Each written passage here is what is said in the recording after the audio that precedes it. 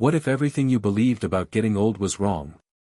George Taylor sat hunched in the driver's seat of his 1998 Buick LeSabre, parked in the cracked driveway of a house that had grown too quiet over the years.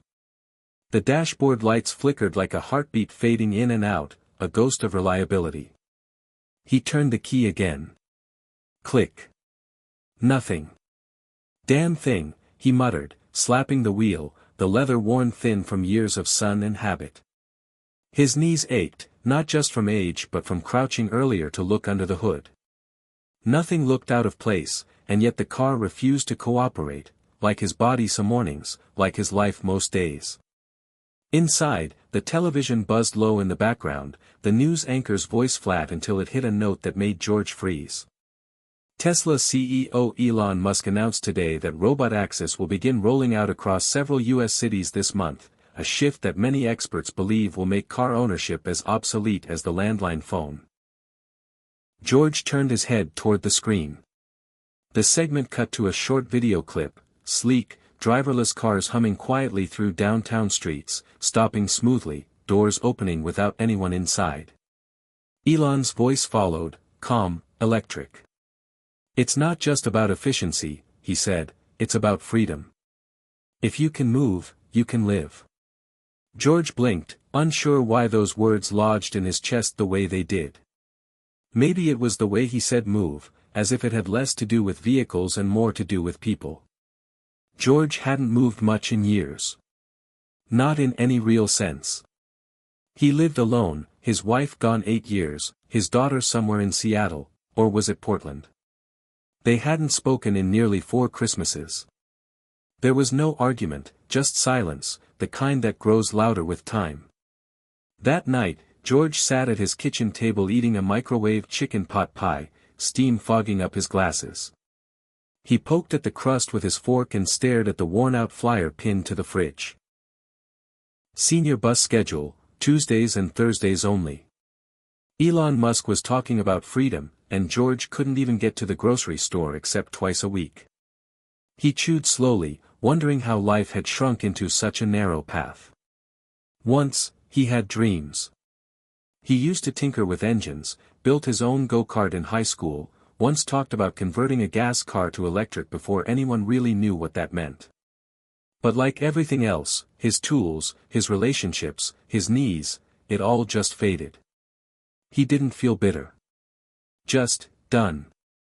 He washed his dish, dried it carefully, placed it back in the cabinet. The routine soothed him, even if it echoed emptiness. Before bed, he scrolled his phone, half asleep, and stumbled on a clip of Musk again. This time from an old interview. People think their age defines their limits, Elon said, but that's just a story they've been told. Reality doesn't care how old you are. George turned the screen off, laid in bed, eyes wide open in the dark. Outside, wind pushed against the rusted wind chimes. He thought about that word, story. What story was he living? Retired mechanic. Widowed. Estranged father. Alone. Invisible. A man who once had hands stained in oil and eyes full of plans, now reduced to a morning pill organizer and twice-weekly bus rides. He fell asleep wondering, not for the first time, if maybe he had already died in some way. Morning broke slowly, light pooling through the blinds like a lazy visitor. George dragged himself to the kitchen, made instant coffee, and stared out the window. A bluebird landed on the fence post. Well, at least someone's still flying, he said aloud. The old Buick still sat in the driveway like a monument to the past. On impulse, George shuffled to the garage, keys in hand, and raised the metal door. The air inside smelled of motor oil and dust. Hanging on the far wall was a framed photograph of a much younger George standing beside a homemade dune buggy, his arm around his wife, both grinning. Next to it, a set of blueprints rolled and bound with a rubber band. He pulled them down, unrolled them slowly. His handwriting filled the margins, electric drive conversion, stage 1. Lines, numbers, calculations. None of it finished. None of it used. He had drawn these plans 20 years ago and filed them away, convinced he'd get to it someday. Someday never came. Until now. Why now? He said to the empty room. What's the point? But the words didn't feel real. The question rang hollow, more defense than doubt. Something inside him stirred. He didn't recognize it at first, it had been gone so long. Then he remembered the word, curiosity. That night, George found the original EV forum he used to lurk on. It had evolved, more modern, active, full of younger users posting about battery hacks, DIY motors, and low-budget conversions. He read until his eyes hurt. One post in particular caught him, "You're never too old to build something. You just need to want it bad enough." The user's profile picture was a man with a cane standing beside an electric scooter he had built from a lawnmower motor. George clicked join. It asked for a username. He typed Silent Future 68 and hit enter. At first, he only read. But 2 days later, after watching another Elon Musk video, this one about building SpaceX from scratch with no experience in rocketry, George opened his toolbox for the first time in years. He started sorting parts. An old scooter frame. A 12V battery. He didn't know what he was doing yet, but the act of beginning was intoxicating. His hands trembled, not from fear or age this time, but anticipation. He was still figuring it out when Jamal, the night nurse who sometimes dropped by to check on him unofficially, showed up with groceries. "What's all this?" Jamal asked, eyes wide at the garage transformation. "You starting a business or something?" George laughed, genuinely. "Just trying to see if the old engine still runs," he said, tapping his chest. "That's wild, man. You know, I just took my first ride in a Robotaxi yesterday. No driver. It's weird, but kind of amazing. You just hop in, tell it where to go, and it does the rest. And the world keeps moving forward," George said. Jamal raised an eyebrow. "Yeah, but doesn't mean you have to be left behind." That night, George couldn't sleep. His mind buzzed with circuits, diagrams, possibility. He didn't know what would come of it, if anything. But for the first time in years, he wasn't dreading tomorrow. He was planning for it. Hit subscribe and leave a comment with where you're watching from. This story might just spark a new beginning. What's one thing that always pushes you forward, even when things get tough? George Taylor hadn't always been this version of himself, the quiet man in the quiet house who spent his afternoons staring at blank garage walls and eating leftovers he didn't really taste. There was a time when his life was full of sparks, literal and metaphorical, when the clang of tools and the roar of engines meant progress, joy, and control. He used to wear his mechanic's overalls like armor, grease stains running down his forearms, sleeves rolled up as he dove into an engine block like a surgeon with a purpose. His garage had been his temple, filled with the holy scent of motor oil and hot metal, but that was before life unspooled like a loose wire. He had retired at 62 after the garage he worked at for nearly 30 years was bought out and rebranded into a mobility center that looked more like a tech startup than a place where anyone actually fixed things.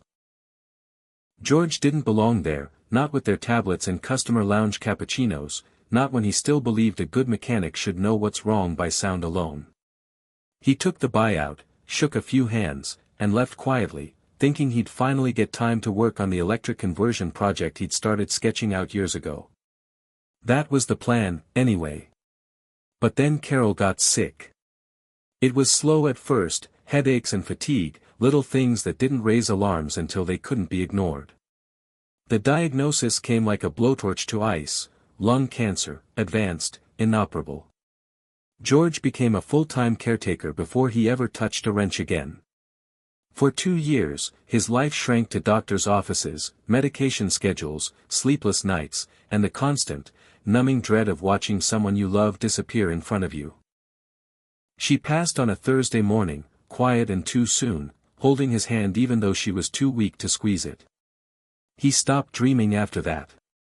The tools in the garage went untouched. The plans were stuffed in a drawer. Everything else blurred into ritual: coffee, television, the same grocery list, the same route around the block. He'd lost not just a wife, but the part of himself that believed tomorrow could be anything more than a repeat of today. His daughter, Emily, had tried to stay connected in those early months, calling every few days, sending him books he never opened, podcasts he never listened to, emails filled with things she thought might help. But grief made him silent, unreachable. He didn't know how to ask for what he needed, and she didn't know how to break through. One missed call turned into a missed birthday, then Christmas. Eventually, they just stopped trying. For years later, the most recent photo he had of her was from an old Facebook memory, her college graduation in a blue cap and gown, her smile bright and proud. He didn't even know where she lived now, not exactly. Somewhere out west. He told himself she was busy, thriving, better off not worrying about a man who couldn't bring himself to finish a phone call. Most days, George didn't even feel sad anymore. He felt numb, which was worse. At least sadness made you feel alive. Numbness just made the days disappear faster. He sometimes sat in the recliner with the TV on mute, watching the ticker scroll across the bottom of the screen, names of companies rising and falling, wars starting and ending, celebrities marrying and divorcing, none of it touching him. The world spun, and George stood still. One day, not long ago, he tried to take a walk around the block. The sun was warm, the air soft, and for a moment he imagined he might enjoy the small effort of movement. But halfway down the sidewalk, a dull pain twisted in his lower back and spread down his leg like wildfire. He leaned against a fence post, breathing through his teeth, embarrassed even though no one was around. A neighbor he barely knew drove by and offered a ride.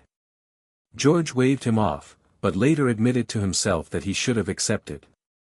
He limped home that day and told himself walking was overrated. His doctor was kind but firm: arthritis, degenerative disc disease, mild heart irregularities, the kind of medical cocktail that made you feel like your own body was laying you off. "You're still capable," the doctor said, "but be smart. Take it easy. You're not 30 anymore." George had nodded politely, but inside he wanted to scream. He knew he wasn't 30, or 40, or even 55. He didn't need to be reminded that time had marched across his joints like soldiers on parade. What he needed was something to look forward to. He used to think retirement would be the reward, the big exhale after years of hard work, but it had turned into a vacuum, sucking out all the parts of him that used to matter. He'd tried hobbies. Gardening didn't stick, his knees made it impossible to bend for long, and he hated bugs. Painting bored him. He once bought a used guitar off Craigslist and plucked at it for 3 weeks before putting it in the closet. Nothing held his interest. Nothing sparked joy. Until that news clip. Elon Musk, standing in front of a white prototype Robotaxi with doors that opened like wings and wheels that looked like they belonged in a sci-fi film, talking about a future where no one needed to own a car because the roads themselves would move with you. George had chuckled at first, cynical. What kind of person wanted to give up driving? But then Musk said it again: "It's about freedom," and the words hung in George's ears long after the clip ended. He didn't know why, but something about that line unsettled him. Because he didn't feel free. Not even close. He felt like he'd spent the last decade in a holding pattern, waiting for something to give him permission to feel alive again. And now this man, younger and richer and maybe a little crazy, was suggesting that the future didn't belong just to the young or the strong or the fast, it belonged to the curious. That night, George opened the drawer where he had kept his blueprint. The paper was yellowed at the edges, the ink faded in places, but the lines were still clear. He had spent so many nights perfecting the draft, imagining how to convert a small-frame scooter into a whisper-quiet electric ride. It was just supposed to be a fun project, something to prove he could evolve with the times. But after Carol got sick, he couldn't bring himself to look at it. Now, years later, he sat on the floor of his garage with the blueprint spread out in front of him, a cup of cold coffee beside him, and the heavy ache of nostalgia pressing against his ribs. He traced the lines with his finger, imagining the pieces coming together, wondering what it would feel like to finish something he started a lifetime ago. He didn't know if he could even do it. His hands weren't as steady. His eyes weren't as sharp. He didn't know where to begin. But as he stared at the blueprint, something stirred in him, not the fire of youth, but the faintest glow of interest. Maybe it didn't have to be about success. Maybe it just had to be about trying. About motion. About refusing to sit still while the world wrote you off. Outside, a Robotaxi passed slowly in the street, its silent wheels humming like the future. George stood slowly, knees creaking, and reached for his wrench. The morning came with a stiffness that had nothing to do with weather. George Taylor sat at the edge of his bed, bare feet planted on the cold wood floor, head bent, hands rubbing his thighs like trying to coax warmth from old firewood. The blueprint from the night before was still unrolled on his kitchen table, its lines calling out like an old friend he hadn't spoken to in years. He stared at the floor, not the blueprint, because doubt had already crawled into his bones. What was he doing? He was 68 years old. He had arthritis in his lower back, pills for blood pressure, glasses thick enough to magnify the guilt in his eyes. The garage was no longer a temple, it was a museum. Even if he started, even if he got far, even if the thing rolled a few feet, so what? Who would care? Who would notice? No one's coming to pin a medal on an old man building electric scooters in a town that barely had decent Wi-Fi. It had been so easy last night to feel inspired, but inspiration fades fast in daylight.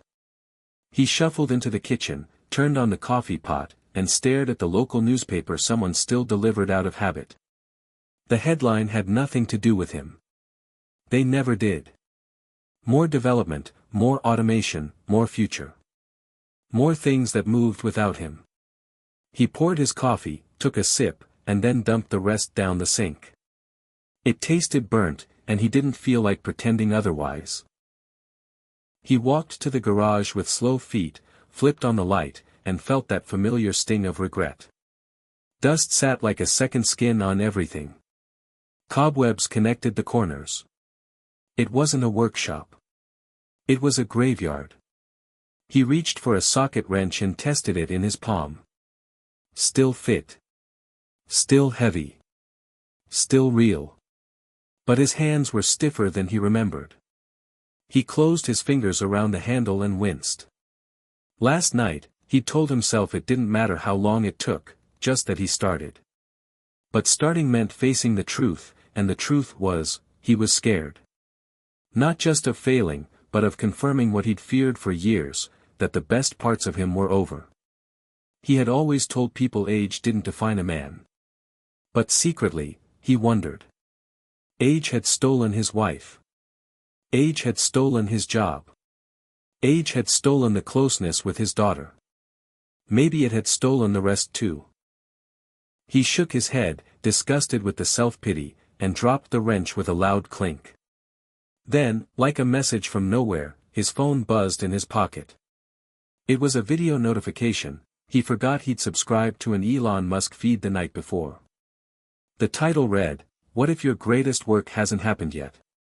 He stared at the screen, thumb hovering, then pressed play. The clip was short. Musk sat on a stool in front of a college audience, legs crossed, voice calm but serious. Most people think their window closes at 40, or 50, or 60, he said. That's false. The window only closes when you decide to stop looking out of it. If you're alive, the story isn't over. George blinked. The video ended. That's all it was. Just a sentence. Just a dare. He stood still, phone in hand, the silence of the garage heavy with possibilities. Maybe it was naive. Maybe it was just the adrenaline of nostalgia. But he walked back to the kitchen, grabbed a pad of sticky notes, and wrote. The story isn't over. He stuck it to the wall above the workbench. Then he got to work. He started by inventorying parts. There were batteries, though most were too old to trust. A scooter frame from years back, wheels decent, seat still usable. He had a few electric tools that might still run with some cleaning. He scribbled a checklist on the back of an old flyer and started measuring voltage, checking continuity, testing what worked and what didn't. It was slow, and his fingers ached, but it was motion. Jamal came by later that afternoon, bringing groceries and surprised to find George elbow-deep in gears and wire. "Damn, Mr. Taylor, you building a time machine?" George smirked. "Just something that moves forward." Jamal leaned over the workbench. "Look serious. You streaming this?" "Streaming? Yeah man, you should show this off. People love seeing builds like this. Especially old school mixed with new school." George waved him off. "No one wants to watch a slow old man figure out how to solder without burning down his house." Jamal pulled out his phone. "You'd be surprised. People your age are going viral for baking pies and growing tomatoes. You're building a future ride. That's cool." George didn't answer, but later, after dinner, he sat with his laptop and opened YouTube. He typed "old man builds electric scooter" into the search bar. Dozens of results popped up. Some had hundreds of views. Some had thousands. One man in Montana had 1 million views for converting a leaf blower into a drone. George watched him speak, calm and confident, explaining resistors and battery ranges with a sparkle in his eye. He wasn't slick. He wasn't fast. But he was alive. That night, George created a channel. He didn't post anything. Just gave it a name, Silent Future Garage. He stared at the screen, then shut the laptop. He wasn't ready to share. Not yet. But something had shifted. The next few days passed in pieces. He worked in the garage in short bursts. His hands rebelled. His back screamed. But he kept going. He relearned how to read wiring diagrams. He watched YouTube tutorials at 1.25x speed to keep his mind sharp. He ordered a new lithium-ion battery online, his first online order in years. When it arrived, he opened the box like it was Christmas morning. But the doubts came back too. They always did. One night, after failing to connect the motor without tripping the breaker, he sat on the garage floor and felt a weight crash down on him. "What's the point?" he whispered. He was sweaty, tired, and still alone. There was no crowd cheering him on. Just wires that didn't obey and a prototype that didn't move. He closed his eyes and let the silence press in. He imagined Emily. He saw her as a kid, sitting on the garage floor next to him, holding a flashlight, watching him work.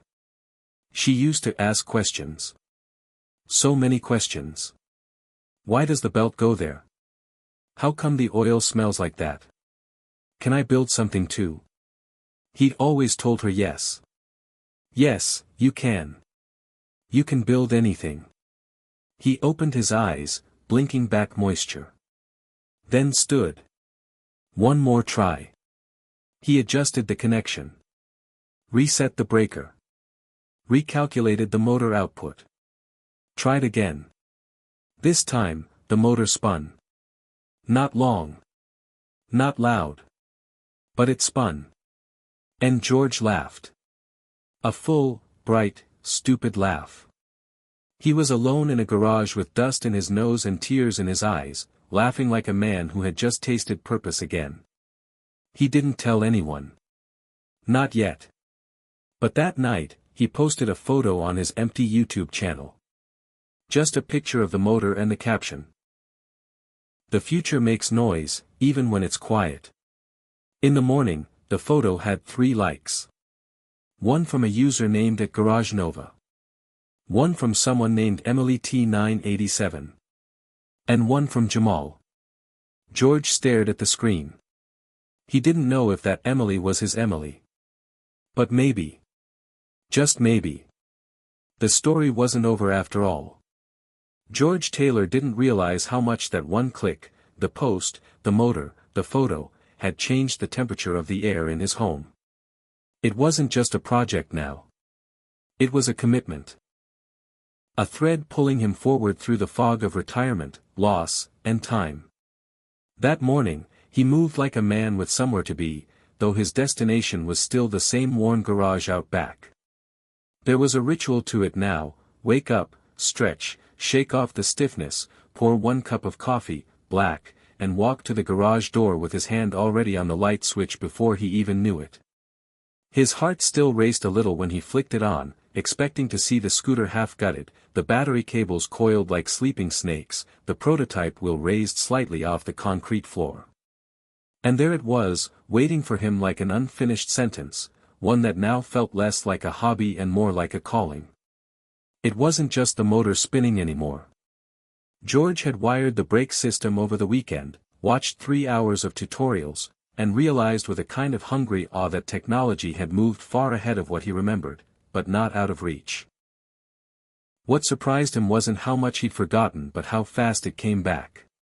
The smell of solder, the scratch of pencil on metal when marking measurements, the feel of torque in his wrist when tightening bolts, it was muscle memory wrapped around purpose.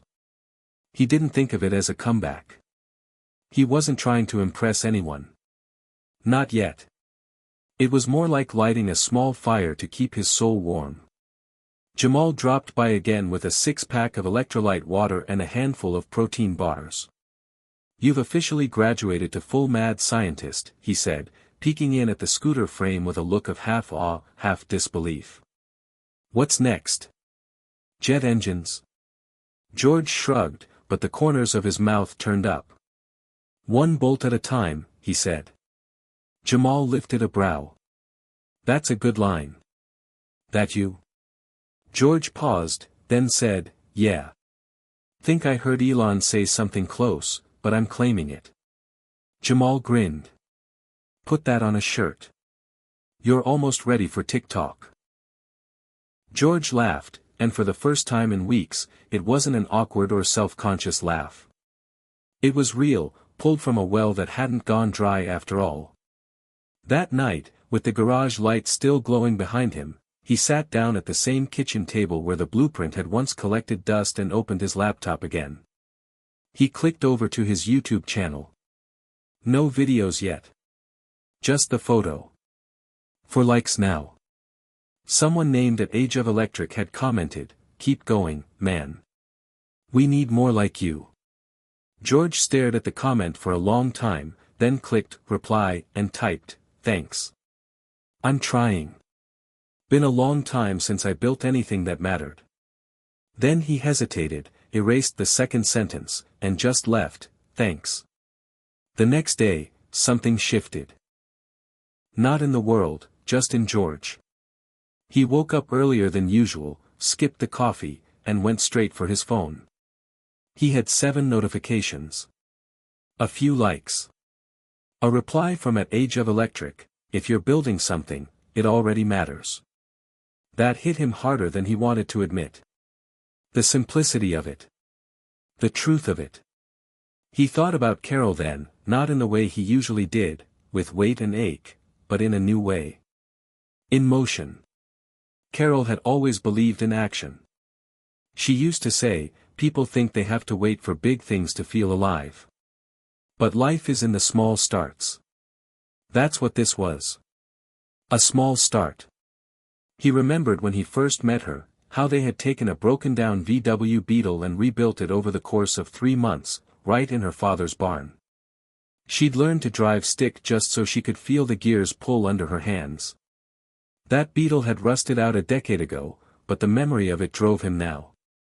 He took out a fresh pad and began sketching upgrades. The scooter would need better balance. He would reinforce the frame. Add a second motor later, maybe. A small digital interface if he could figure out Raspberry Pi. These weren't just ideas, they were blueprints in motion. He even found a small electric vehicle meetup in the next county online. Mostly younger people, sure, but the forum said all builders welcome. He hadn't RSVP'd yet, but he bookmarked it. Just in case. The real shift came 3 nights later.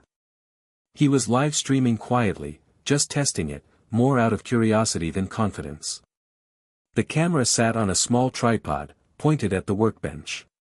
He wasn't even in frame, just his hands, his tools, the pieces of the battery casing he was assembling.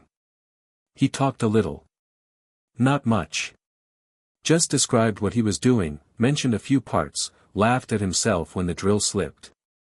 He didn't expect anyone to watch. But after 20 minutes, he saw the viewer count tick to 5. Then 7. Then 10. One comment blinked on screen. Love seeing this.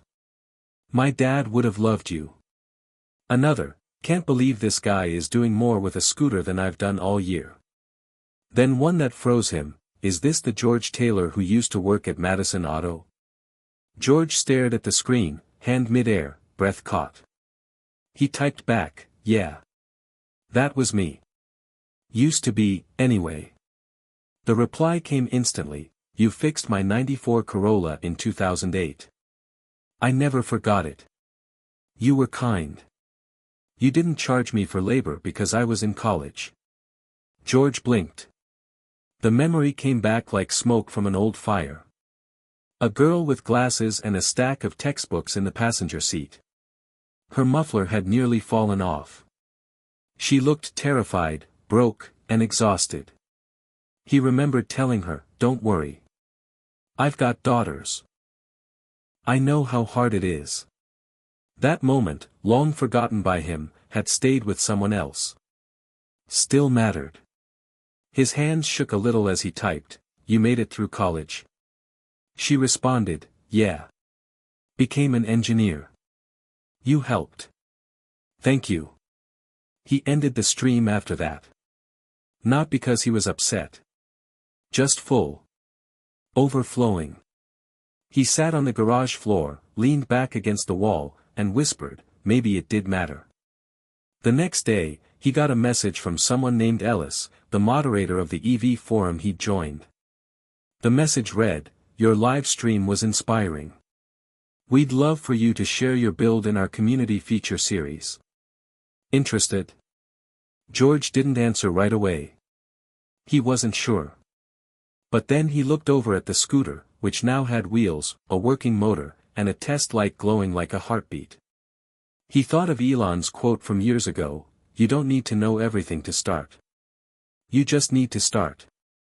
George smiled, clicked reply, and typed, yes. Let's do it. That afternoon, he walked to the mailbox for the first time in a week. Not because he was expecting anything, just because it felt like something a person moving forward should do. As he stepped out, he noticed something across the street.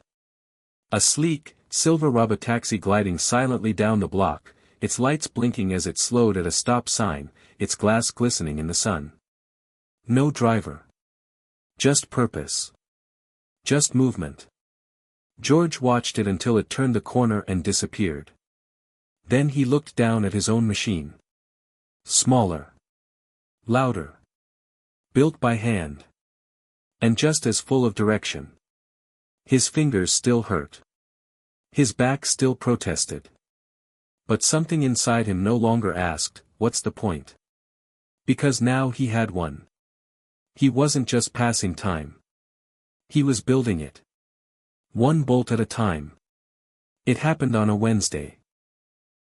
Just after lunch, sometime between finishing the brake system alignment and adjusting the rear wheel's tension, George Taylor made the kind of mistake that might have sent him spiraling 6 months ago.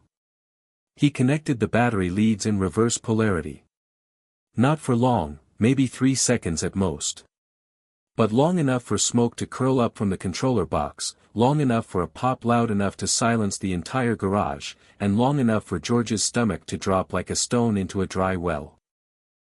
He stared at the motor, hands frozen, the faint smell of burnt wiring mixing with the metallic tang of failure. He didn't curse. Didn't move.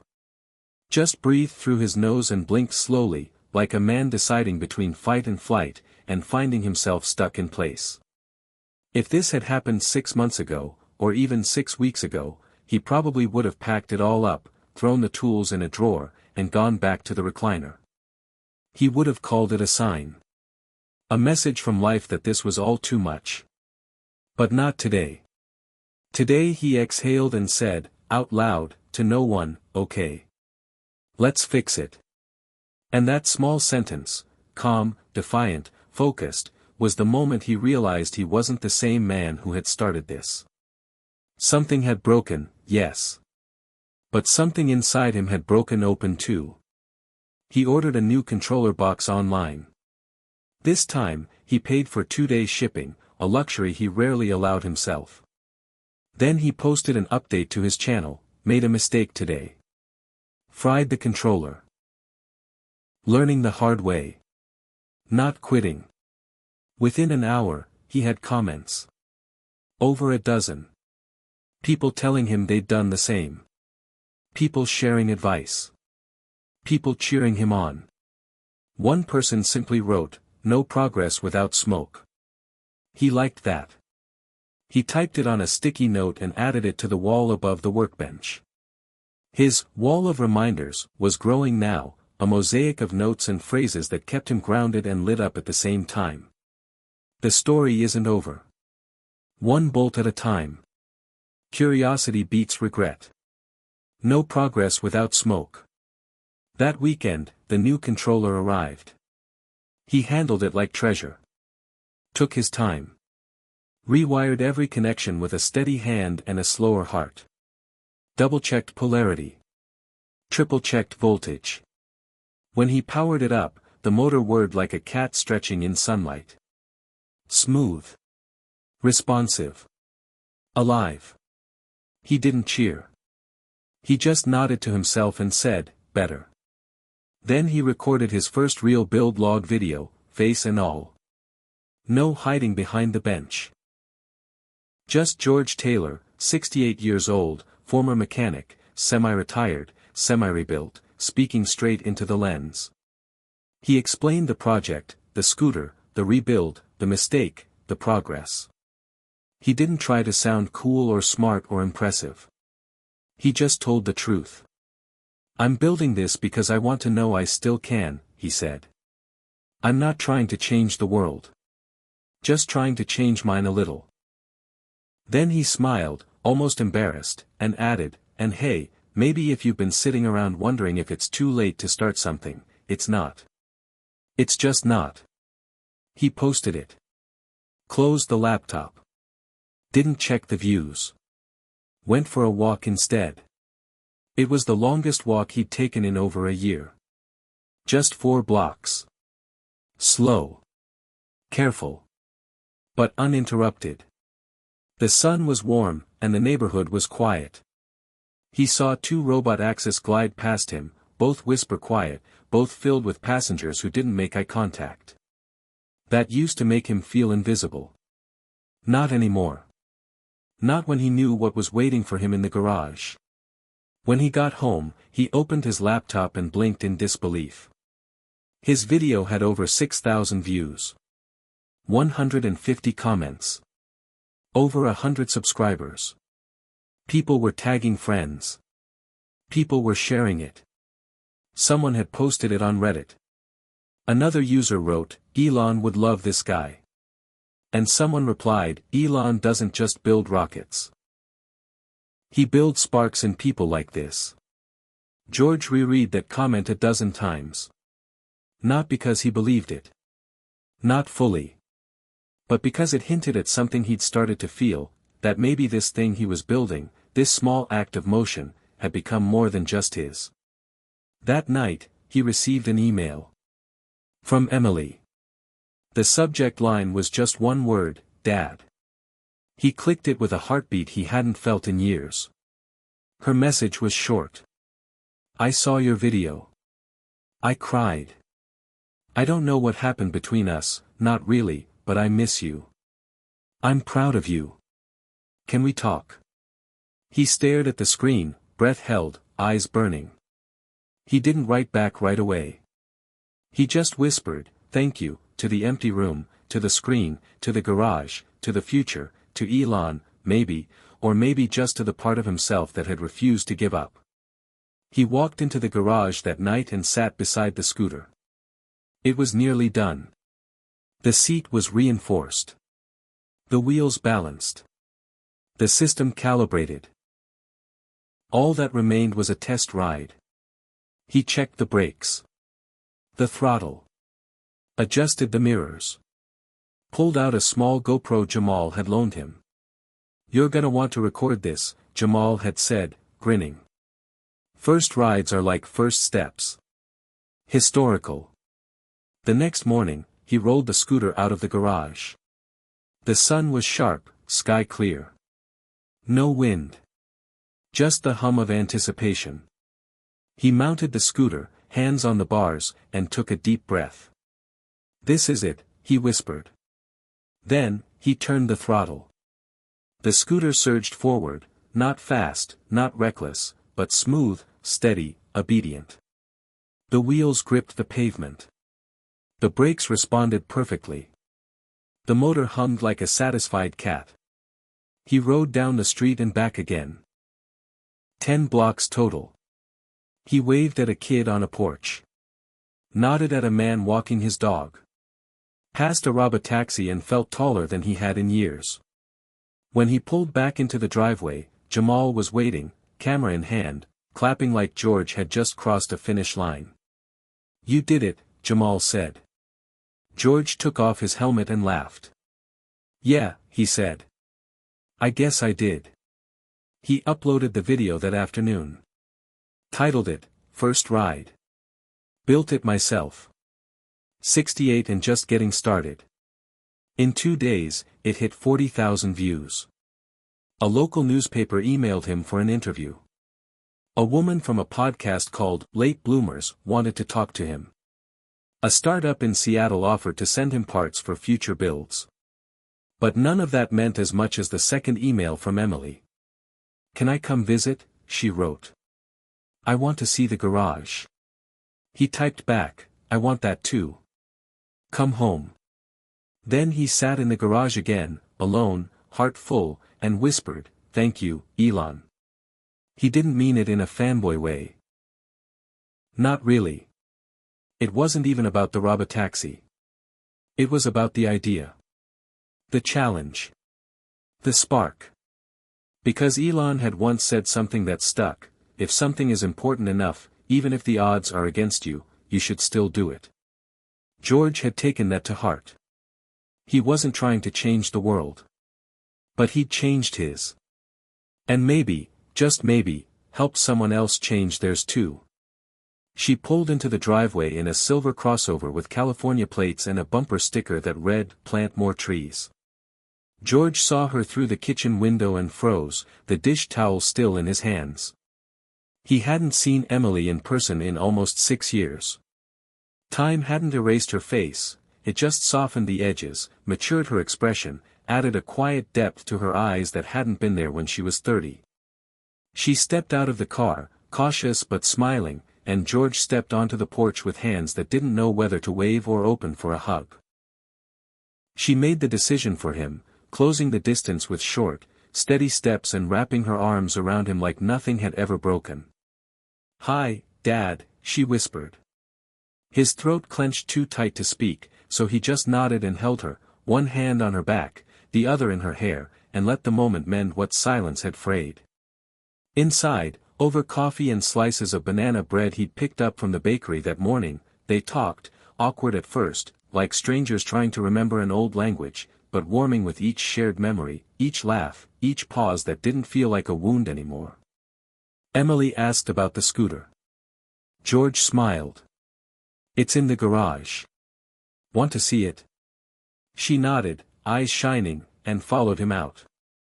The scooter sat on its stand, polished and quiet, like a well-behaved child showing off in front of company. Emily walked around it, hands grazing the frame, the throttle, the custom seat. "You built this," she said, wonder in her voice. "From scratch," George said. "Had to relearn half of it, but it came back. Like it was waiting for me." Emily turned to him, eyes wet. "I used to love watching you work. I'd sit on the floor with your old flashlight and pretend I understood what was going on. I didn't. But I loved being near it. Near you. George looked away, not out of shame, but out of the sheer weight of memory. I didn't know that, he said. You always looked bored. She shook her head. I was pretending not to care. You know, teenager stuff. But I cared. You were magic back then. Still are, apparently. They laughed, and something loosened between them. Later that afternoon, George took her on a ride, her on the back, holding on tight, both of them laughing like kids on a go-kart. They passed a Robotaxi on Main Street, and Emily leaned into his ear and shouted, "Yours is cooler." George just grinned and throttled forward. That night, she helped him set up a live stream Q&A. The channel had blown up since his first ride video. 50,000 subscribers. Comment sections full of encouragement, technical questions, and stories from people in their 50s, 60s, 70s, saying things like, "You're making me rethink everything," and "I haven't built anything in decades, but I'm starting again because of you." During the stream, Emily handled the questions while George showed off his garage, explained his wiring setup, and told stories from his years at Madison Auto. One viewer asked if he was going to start selling scooter kits. George laughed. Not yet. Just trying to keep the wheels on my own. Another asked how he stayed motivated. He looked straight into the camera and said, "Because regret weighs more than effort. And I've carried enough regret to know the difference." Emily blinked at that, a tear sliding down her cheek. After the stream, she hugged him and said, "That line needs to be on a billboard." He shrugged. Maybe a bumper sticker. The next morning, George received an email from a startup accelerator in Austin. They were launching a Legacy Builders program, tech mentoring for retirees who wanted to prototype and innovate. They'd seen his videos. They were interested.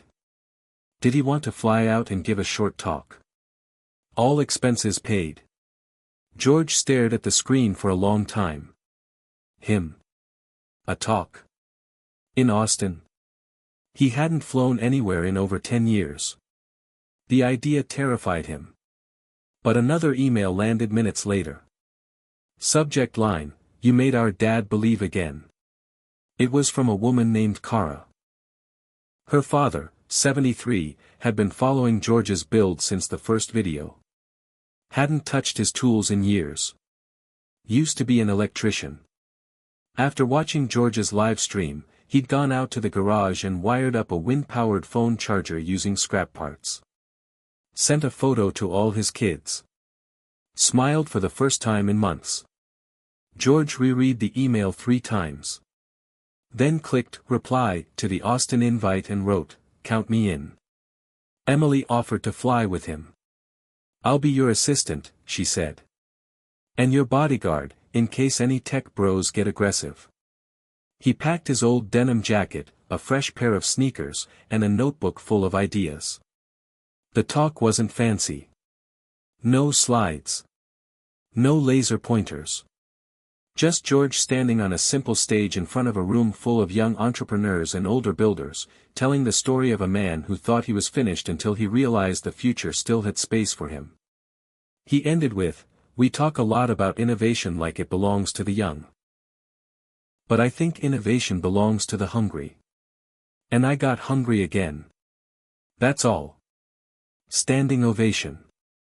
Afterward, a small crowd formed around him. People shaking his hand, asking for advice, thanking him.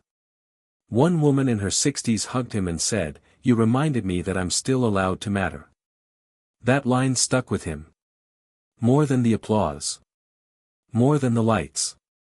When they flew home, Emily leaned her head on his shoulder and said, "I'm really proud of you, Dad." He turned to look out the window, blinking fast, pretending to admire the clouds. Back in town, things changed slowly but surely. The local newspaper ran a story. Channel 7 News showed up to film a segment called Silver Sparks, the man building his way into the future. George gave a short interview from his garage, scooter gleaming behind him, tools laid out like instruments. He wore his denim jacket and smiled just enough.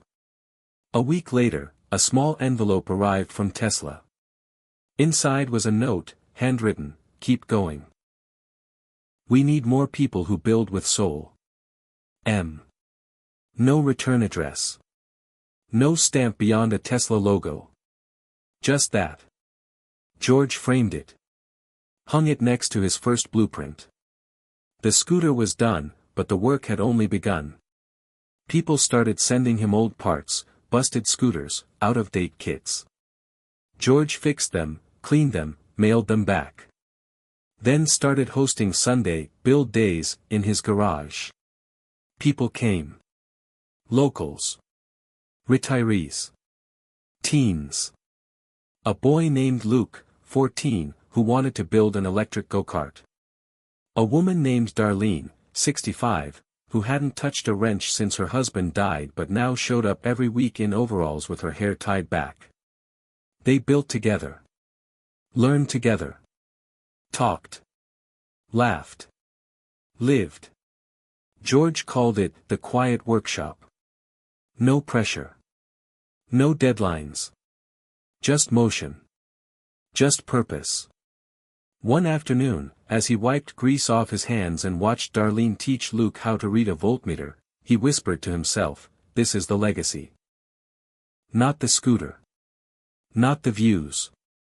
But the space. The spark. The proof that motion creates meaning. That age doesn't disqualify you from relevance. That hope can be rebuilt, one bolt at a time." Elon had once said, "When something is important enough, you do it even if the odds aren't in your favor." George finally understood what that really meant. He wasn't the odds. He was the exception. And now, others were becoming exceptions too. The invitation came in a plain white envelope, tucked between a utility bill and a coupon booklet. George almost missed it. He had one hand on the recycling bin lid when he caught the Tesla logo embossed on the flap. No return address, just his name written in tight, neat block letters. Inside was a single card printed on thick matte stock. "You are invited to the Tesla Robotics Open House and Innovation Forum, Austin, Texas. Special guest recognition. September 12th. Details enclosed."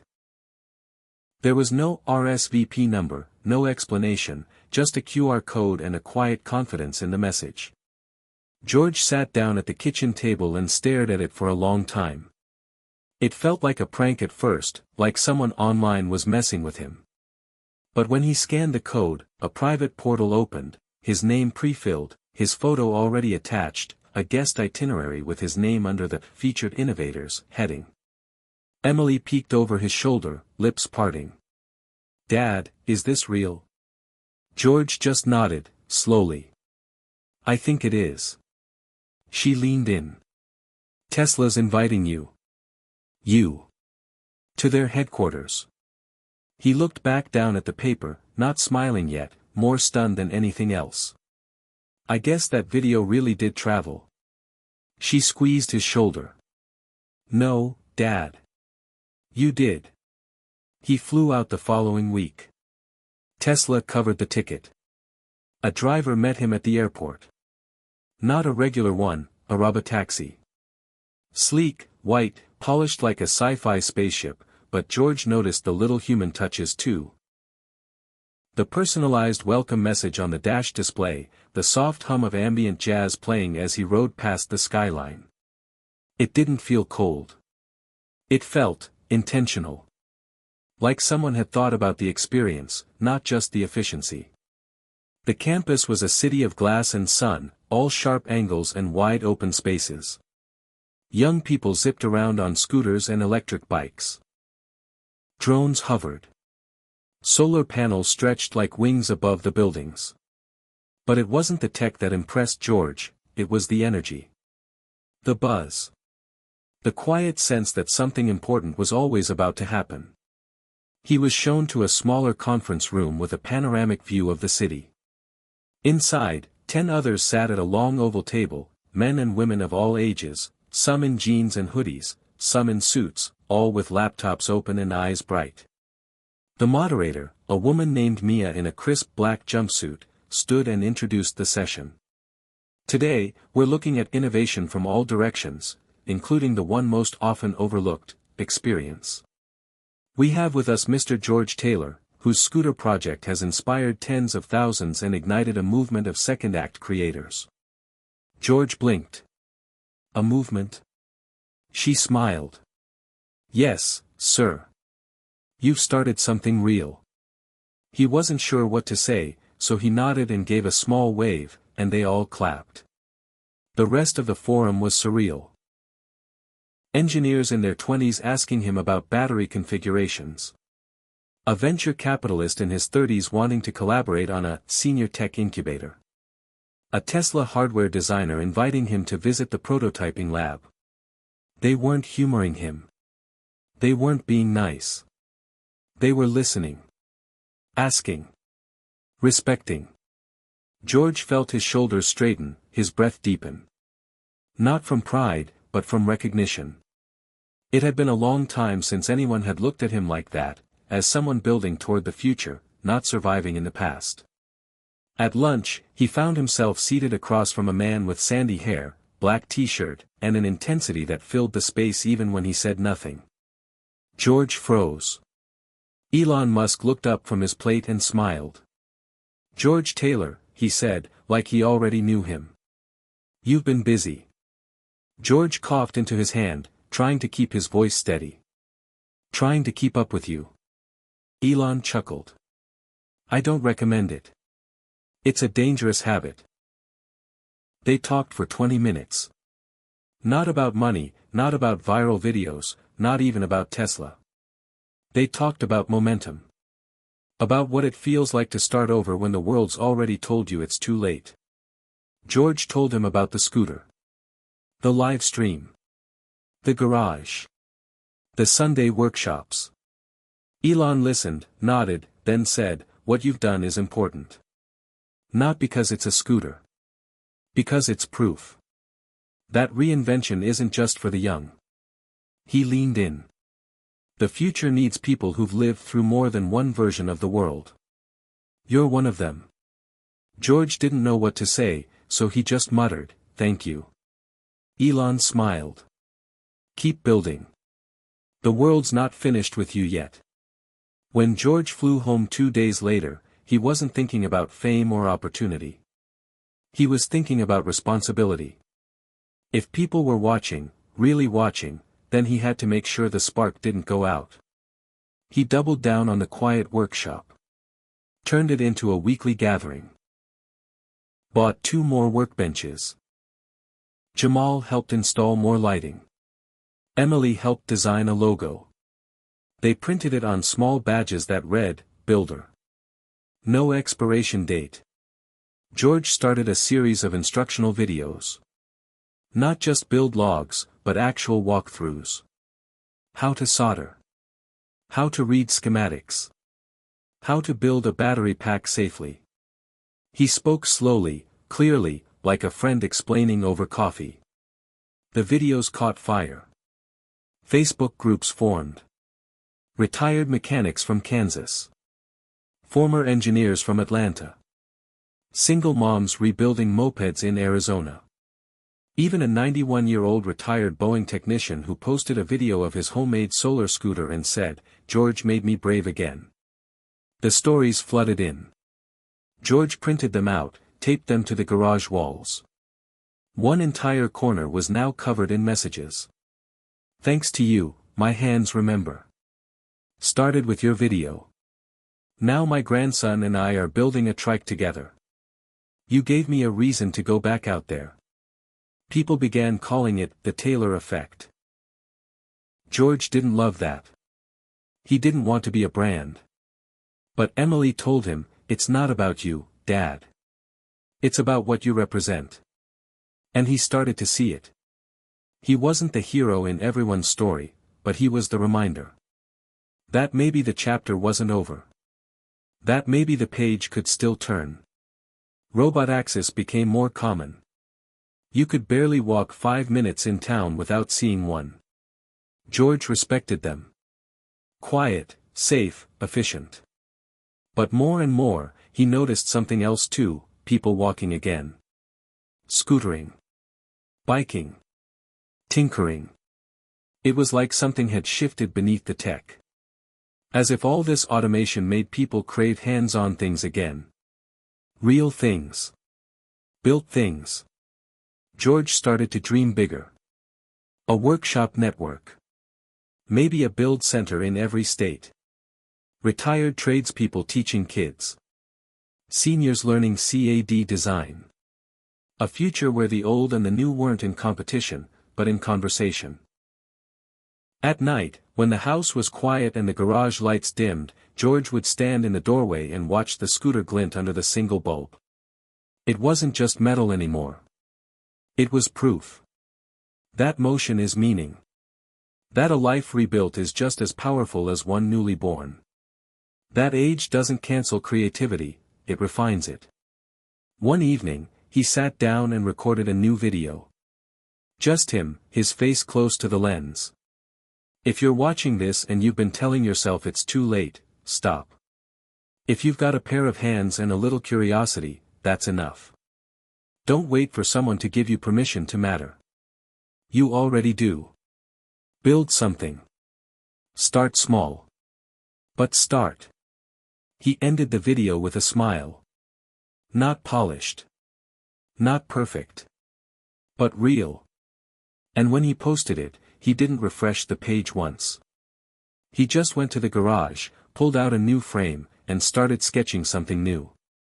Because the work wasn't done. The spark was still catching. And as Elon had said, the world wasn't finished with him yet. It started with a letter, handwritten on ruled notebook paper, sent from a small town in Nebraska. George opened it one morning after his walk, thinking it might be another bill or local flyer. But inside was a letter from a man named Roy, 74 years old, a retired farmer who had seen George's videos after his granddaughter forwarded one to him with the message, "This guy reminds me of you." Roy wrote about how he used to build wind turbines from scrap during long winters, how he kept all his old tools in the barn, untouched for 20 years. He said he hadn't built anything in so long, he wasn't sure his hands still remembered how. But then he watched George rebuild that scooter, step by step, with grease on his hands and hope in his eyes, and something shifted. He went out to his barn and dusted off his tools. He bought a rusted-out moped frame from a neighbor and started tinkering. "I don't know what I'm building yet," Roy wrote, "but every day I walk out there and move something. And for the first time in a long time, I feel like I'm not just waiting around for life to happen. I'm part of it again." George read that line twice. Then again. Part of it again. That became the theme of everything that followed.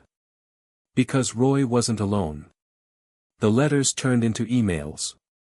The emails turned into videos. Then came the interviews, local papers, podcasts, senior newsletters. People in their 60s, 70s, even 90s, stepping out into garages and sheds, dragging out dusty boxes and broken bikes and half-built machines that had once been symbols of failure but were now becoming blueprints for a new kind of future. George started cataloging the builds, posting them on a shared page Emily helped him set up. He called it the Builder's Grid. Just photos, names, ages, and a sentence or two about what each person was building. There were homemade mobility scooters in Arizona, an off-grid electric cart in Oregon, a solar-powered skateboard from a 68-year-old in Vermont, a beach trike with oversized tires from Florida. Someone tagged the project with a new name, the Garage Revolution. It stuck. George laughed when he saw it, but deep down, he liked it. Not because he needed a movement named after him, but because it meant people saw themselves in it. It wasn't about the scooters. It wasn't even about the technology. It was about reclaiming time. About taking ownership of something again. In a world where Robotaxis were doing the driving, where AI was writing poetry and machines answered phones, people were starting to realize that the most human thing left was to make something with your own hands. George leaned into it. He worked with Emily to design an open-source blueprint for his scooter, a basic starter model with part numbers, diagrams, safety tips, and video tutorials. No cost. No paywall. Just a big "Start Here" button. The day it launched, over 10,000 downloads happened in 24 hours. He got an email from a teacher in Idaho who was using the kit to start a high school engineering club. A retired Navy technician in Maine sent a photo of his garage-turned-workshop, the blueprints printed and laminated on the wall.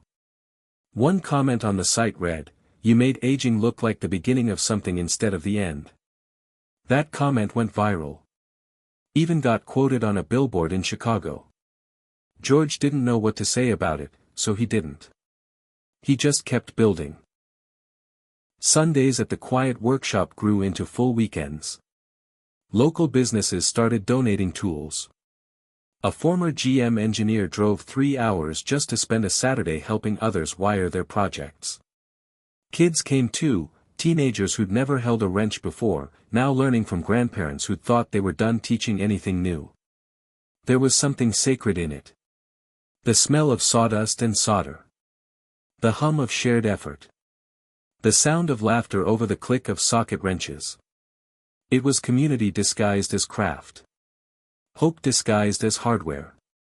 One Saturday, George stepped outside to take a break and looked back at the garage. There were 12 people inside. Some old. Some young. All focused. All engaged. And in that moment, he didn't see a garage anymore. He saw a cathedral. A sanctuary for reinvention. A sacred space where people came to remember they still had something to offer.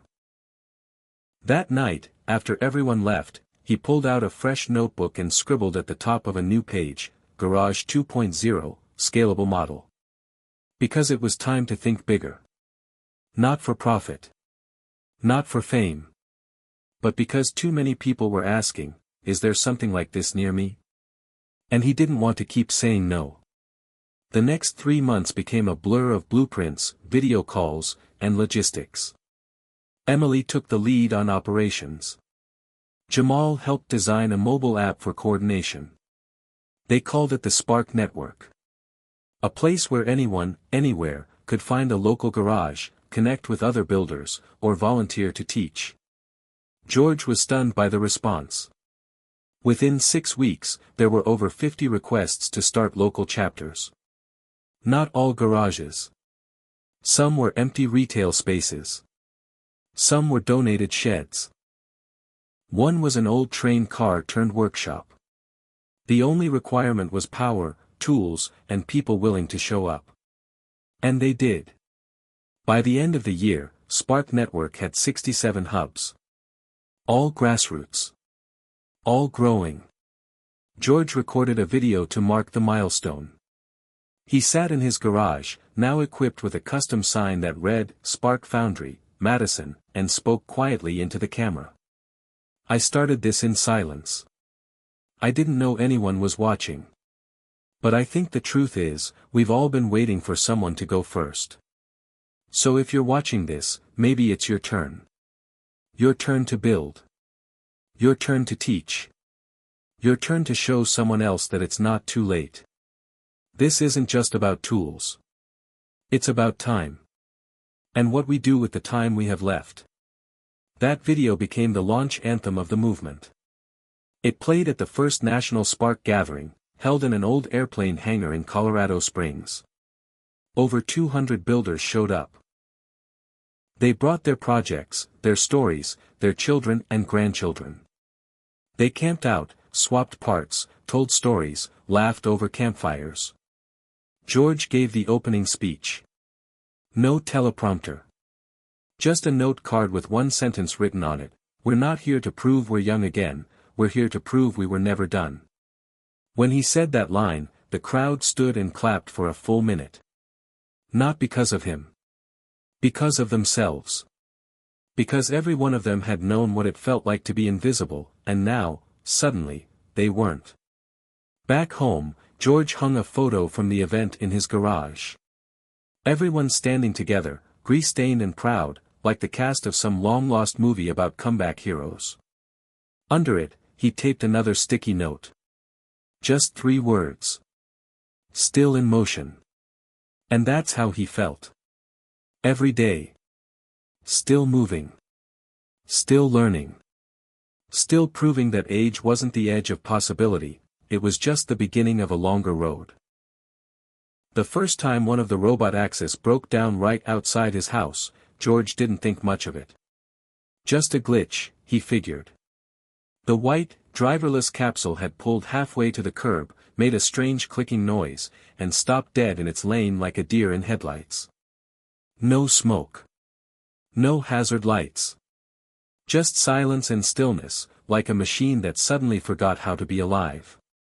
George stepped onto the porch, squinting at the shape. The sun hit the windshield just right and he caught his own reflection in it, looking half surprised and half like a man watching a UFO land in his front yard. A few minutes later, a Tesla support vehicle arrived. 2 young techs hopped out, polite, fast-talking, confident. They connected some sort of tablet to a port near the rear bumper and nodded as data scrolled across the screen. George sipped his coffee and watched from the steps, curious but not intruding. One of the techs looked up, noticed him, and gave a wave. George raised his mug in return. A few diagnostic commands later, the Robotaxi powered back on and rolled away as if nothing had happened. The techs packed up, gave a thumbs up, and peeled off. Emily, who'd just arrived for their usual Tuesday check-in, asked if everything was okay. George shrugged. Little hiccup, he said. Even the smartest things forget how to move sometimes. They laughed, but neither of them knew yet how much that little glitch would ripple outward. The next week, 2 more Robotaxis stalled on the south side of town. Then another one on Main Street, this time during the lunch rush, blocking traffic and causing a small pileup of honking and head shaking. People got out of their cars and filmed it, some with amusement, some with concern. The clip went viral, of course. Our Robotaxis overloading, read the headline from a major tech site. Too smart to drive? Asked another. George didn't think it was the end of anything. He'd seen technology fail before. It wasn't a flaw, it was a step. But he noticed something else brewing. A subtle shift in the air. People seemed a little more cautious. A little more skeptical. Not afraid exactly, but unconvinced. A few neighbors he hadn't spoken to in years stopped by the garage. "Hey, George," one of them said, eyeing the scooter parked out front. "You think maybe we rushed into all this robot stuff too fast?" George chuckled. "We didn't rush. We just didn't leave enough room for the human parts." The man nodded slowly, like he hadn't expected wisdom from an old mechanic but now didn't want to leave without hearing more. More people started walking. Not just for health, but for control. For certainty. For connection. Others dug out bikes, bought manual scooters, even started carpooling again. It wasn't a revolt. It was a reminder. That maybe automation didn't have to mean surrender. Maybe convenience wasn't the only currency that mattered. George noticed a bump in his viewership that same week. A huge bump. Tens of thousands of new subscribers, all tuning in to watch a man in his 70s teach people how to build things by hand. Comments flooded in. "After that Robotaxi crash, I realized I needed to learn more than just how to swipe a screen. I used to think DIY was for people who couldn't afford the good stuff. Now I think it's the good stuff. George, you remind me of my grandpa. He built our swing set. Thanks for reminding me people like that still exist." George didn't feel triumphant. He felt humbled. He knew he wasn't better than the machines. But he also knew he offered something they never could: legacy. History. Soul. One night, he received an invitation to speak at a new kind of event, the Autonomous Futures Forum in San Francisco. Not a builders' expo. Not a tech convention.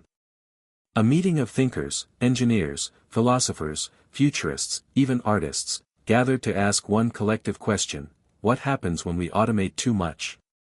George almost declined. He didn't see himself as a philosopher. But Emily urged him to go. "You've lived this more honestly than any of them," she said. "They have models. You have truth." So he went. Wore his denim jacket again. Carried nothing but a folded piece of paper with a few scribbled notes. The conference was sleek, fast-paced, full of jargon and slides and acronyms. But when George took the stage, everything slowed. No laser pointer. No graphics. Just him, hands folded on the podium, eyes calm. "I'm not against progress," he said. "I'm alive because of it. But I think we forgot that progress isn't just faster, it's deeper. It's not just about replacing effort. It's about remembering why effort mattered in the first place." The room went quiet. Not because they didn't understand. But because they did. He continued. "When I was young, we didn't call it innovation. We called it fixing things. You fixed what you had. You used what you knew. You asked your neighbor for help. You learned by failing. And through all that, you became part of something. Not a system. A community." He looked out at the room, rows of faces young and old, some skeptical, some captivated. Robotaxis are brilliant. No question. But so is a well-oiled hinge. So is a daughter learning to solder next to her father. So is a 74-year-old farmer walking into his barn to build again. We can't automate what makes us matter. And if we try, we lose the thread. He stepped back. The applause was long. Not explosive. But steady. Like the slow-building approval of people finally recognizing a truth they'd ignored for too long. Afterward, 3 different founders approached him about starting workshops like his in other cities. A university offered to fund a study on late-life innovation using Spark Network as the subject. A famous architect even proposed turning George's garage into a permanent, living museum of American ingenuity. George just smiled and told them all the same thing: it's not about the garage. It's about what you do when you step inside one. On the plane home, he sat by the window and watched the clouds roll beneath him. Emily leaned over and said, "I think this thing you started, it's not just big. It's necessary." He didn't answer for a long time. Then he said, "I think it always was. We just forgot for a while." That night, back home, George walked into his garage alone. The lights hummed on. The tools waited. The scooter, his original build, sat like an old friend by the wall. But he didn't pick up a wrench. He just stood there and let it all settle. The weight of movement. The noise of change. The strange, beautiful realization that sometimes the future doesn't need more invention. Sometimes it just needs someone brave enough to remember how to start. Hit subscribe and leave a comment with where you're watching from. This story might just spark a new beginning.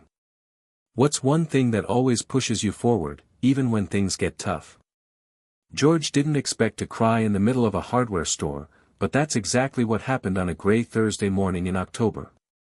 He had gone in for a new set of pliers. Jamal had broken the old ones while working on the battery rig, but as he wandered through the aisles, something caught his eye in the lighting section. A small boy, maybe 10 or 11, holding a soldering iron in one hand and looking up at an older woman, his grandmother, maybe, with a face full of excitement. "This is the one I saw on George's video," the boy said. "It's got the rubber grip and the safety guard." The woman smiled, clearly not understanding a word but happy to be there with him. George stood still, gripping the handle of his cart, unsure why the moment had hit him so hard. Maybe it was the innocence.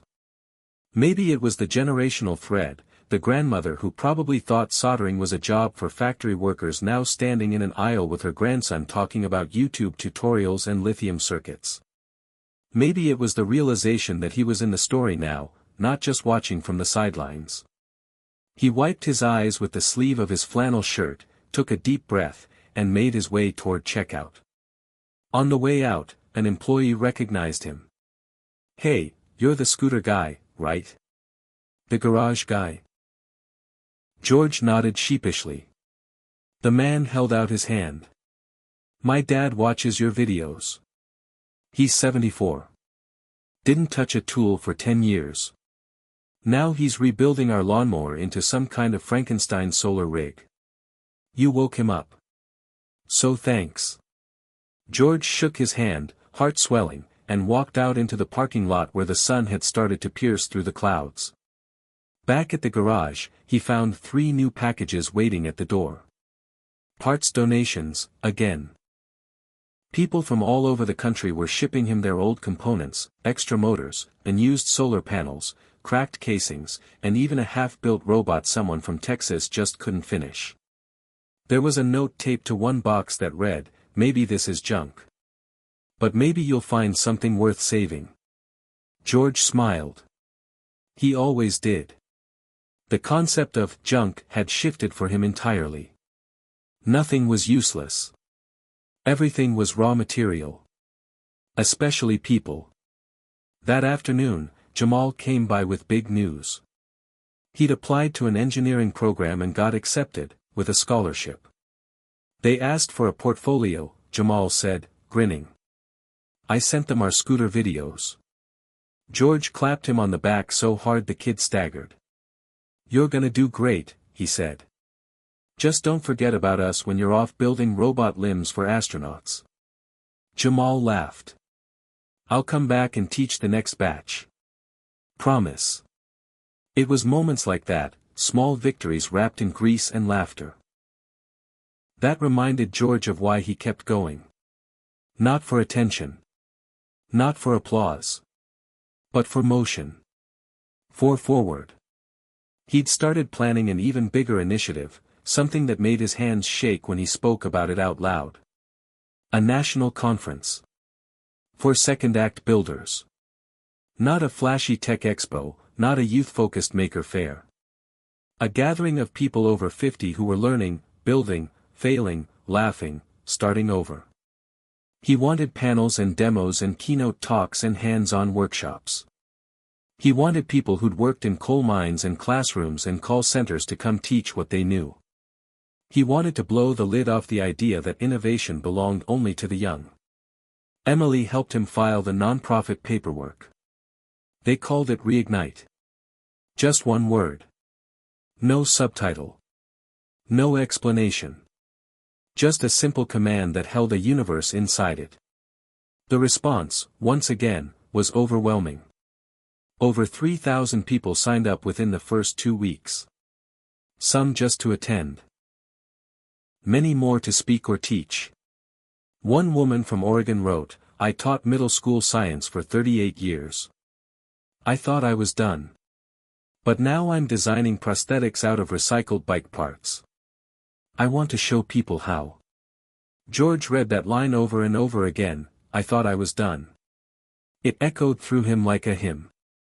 Elon Musk sent a message of support, a short video that George played at the start of his planning session. In it, Elon stood in one of Tesla's research facilities, surrounded by robotics, and said, "The world changes when people believe they're not finished. Innovation isn't a phase of youth. It's a mindset." And I think what George is building is the clearest proof of that I've ever seen. The team watching with George applauded. George just sat there, stunned, the words still sinking in. The clearest proof. It didn't feel real. But it was. They secured a venue, a repurposed warehouse in Kansas City, big enough to host 5,000 attendees. Sponsors lined up. Not just the usual brands. But surprising ones. Tool companies. Health organizations. Universities. Even a media network offering to live stream the whole thing. George visited the site a month before the big day. He stood in the center of the echoing space, staring up at the industrial rafters and the daylight pouring through the high windows, and imagined it filled with people who had once thought their best years were behind them. He imagined laughter, sparks flying from welding demos, hands sketching blueprints, elders helping kids drill holes and mount wheels and figure out why something didn't work. He imagined applause, not for celebrity keynotes, but for 68-year-olds showing off their solar lawn chairs and homemade drones. He imagined the look on someone's face when they realized they didn't need anyone's permission to matter. That was the heart of it. Permission. For decades, people had been quietly waiting. For retirement. For relevance. For some signal that said, "Okay, you can go now." But George wanted to give them something better. A new signal. One that said, "You can begin again. Right now." The first night of the Reignite conference, people began arriving in waves. Some in campers, some with rolling tool chests, some with nothing but an idea and a notebook. There were name tags and banners, food trucks and coffee stands, but nothing compared to the feeling that bloomed in George's chest as he stood on the main stage and looked out at the sea of faces, wrinkled, wise, nervous, bold. "Welcome home," he said into the mic. "Welcome to the place where the second half of your story begins." The crowd erupted. George swallowed hard and let the sound roll over him like sunlight. He stepped back, looked to the ceiling, and whispered to himself, still in motion. Because he was. And now, so were they. George hadn't stood on a stage that size since the county fair decades ago, when he'd won a chili cook-off and given a clumsy speech about cayenne and courage in front of maybe 100 people. That had felt like the peak of something, back then. But this was different. This was something being built, not celebrated.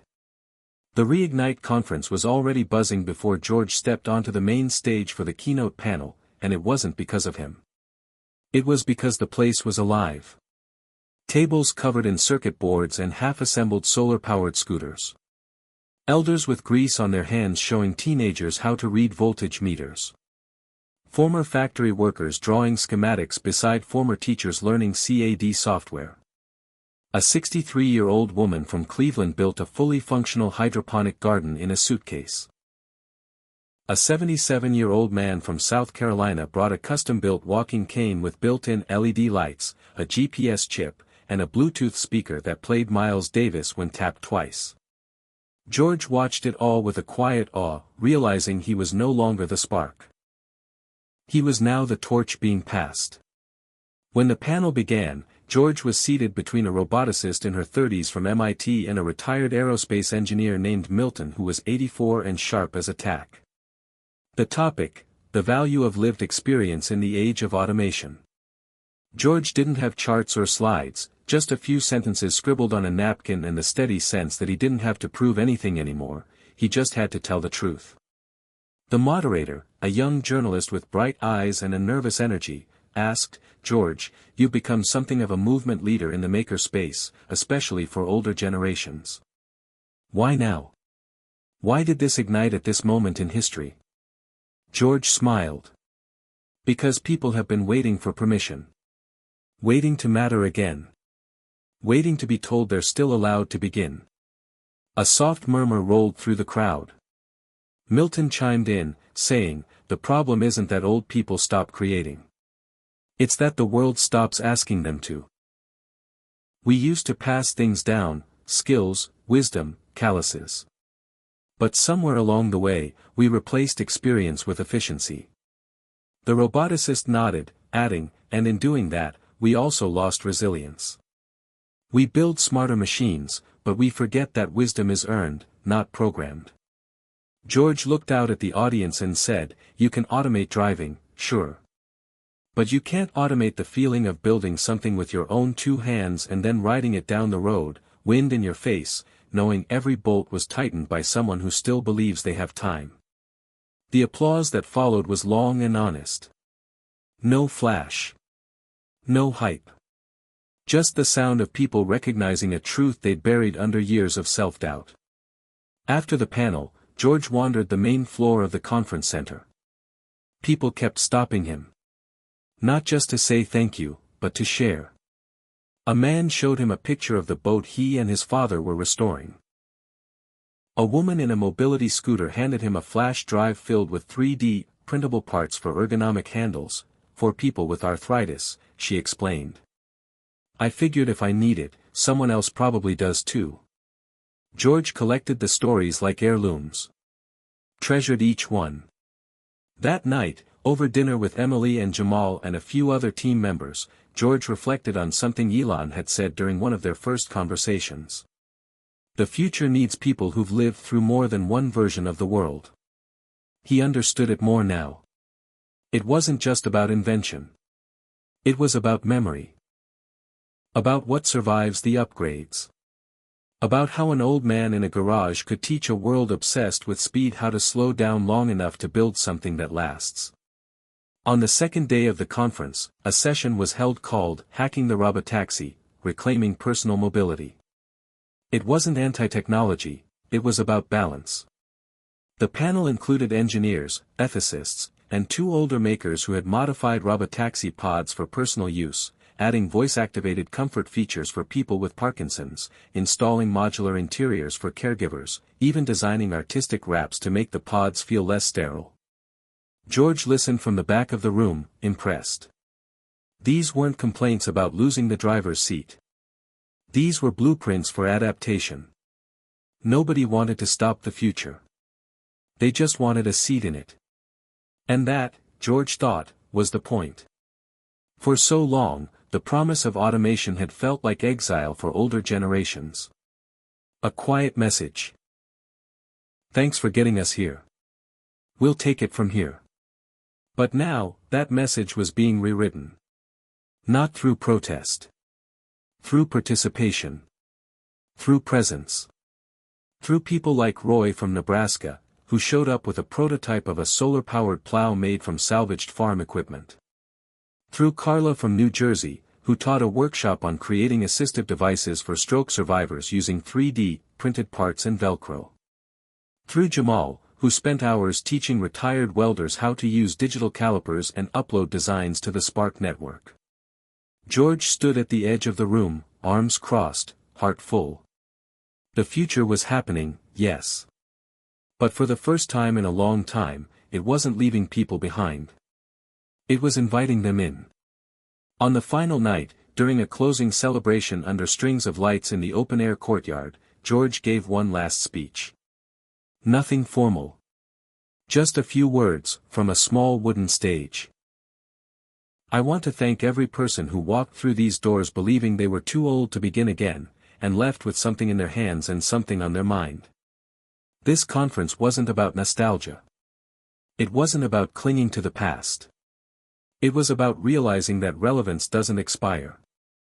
That what you know, what you've built, what you've broken and fixed and failed at, it still matters. It always mattered. He paused, looked around at the faces beaming back at him. So if you leave here with anything, let it be this: you don't need permission. You never did. You just needed a reason. And maybe that reason is already in your hands. So build. Teach. Share. And remind the world that you're not done. The crowd rose to their feet. It wasn't wild applause. It was something deeper. A standing ovation from people who now knew what it felt like to stand tall again. The night stretched on with music and dancing and old friends becoming new mentors and young dreamers finding unexpected guides. Someone made George dance. He laughed. His knees ached, but his heart didn't. And later, when the lights dimmed and the last guests trickled out, George sat alone on the edge of the stage, staring out at the empty chairs and wondering how many lives had quietly changed in that room. Emily joined him, handing him a cup of water and sitting beside him.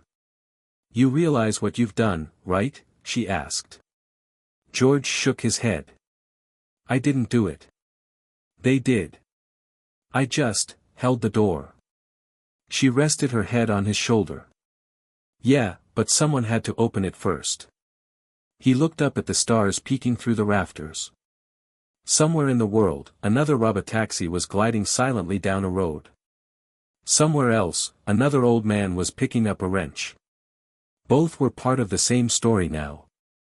And George was right there in the middle, a bridge between generations, between systems, between what had been and what could still be. Tomorrow, he'd head back home. Back to the garage. Back to the bench and the smell of sawdust and the gentle weight of work worth doing. Because the world wasn't done with him. And he wasn't done building. The weeks after the Reignite conference were a blur of emails, calls, and packages arriving from every corner of the country. George's little garage had grown into a hub of ideas and momentum, a place where age wasn't a limit but a lens. The phone rang more often, messages piled up faster than he could read them, and every day brought a new project, a new partnership, a new reason to keep moving forward. But amidst the chaos, George realized something important: this was no longer about him. It was about a quiet revolution happening beneath the surface of a world obsessed with youth and speed. It was about reclaiming space for those who had been told their time was up, proving that innovation was not a sprint but a lifelong marathon. One morning, George sat at his workbench with a freshly brewed cup of coffee, staring at a worn photo taped to the wall. It was the picture of his younger self, arms crossed, standing next to a battered but beloved '72 Chevy he'd rebuilt with his dad. The car had been a symbol of freedom then, a ticket to adventure, a connection to family. Now, as Robotaxi began to glide silently down city streets and suburbs alike, George wondered what freedom meant today. Not the freedom of ownership or the roar of an engine, but the freedom to move without boundaries, to explore without fear, to build without judgment. The Robotaxi wasn't just technology, it was a metaphor for change, smooth, silent, inevitable.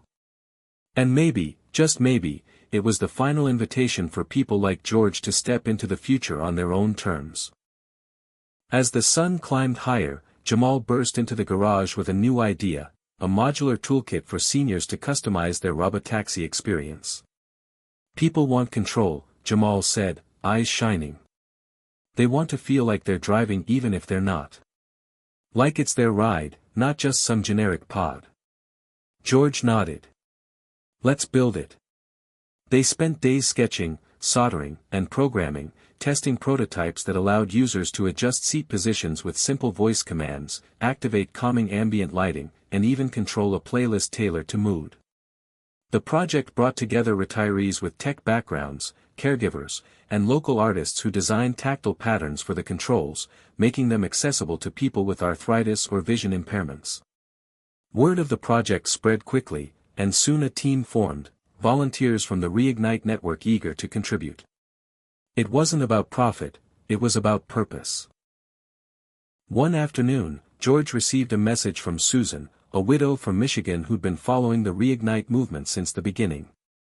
She shared how the modular toolkit helped her mother, who had early-stage dementia, regain confidence in using the community's new Robotaxi fleet. It's not just a ride, Susan wrote. It's independence. Those words settled deep into George's heart. Independence, the very thing he'd feared was slipping away with age, was now being redefined. Not by what people could no longer do, but by what they could still create. At a town hall meeting in Kansas City, George spoke alongside city planners and transportation officials about integrating the Robotaxi system with community needs.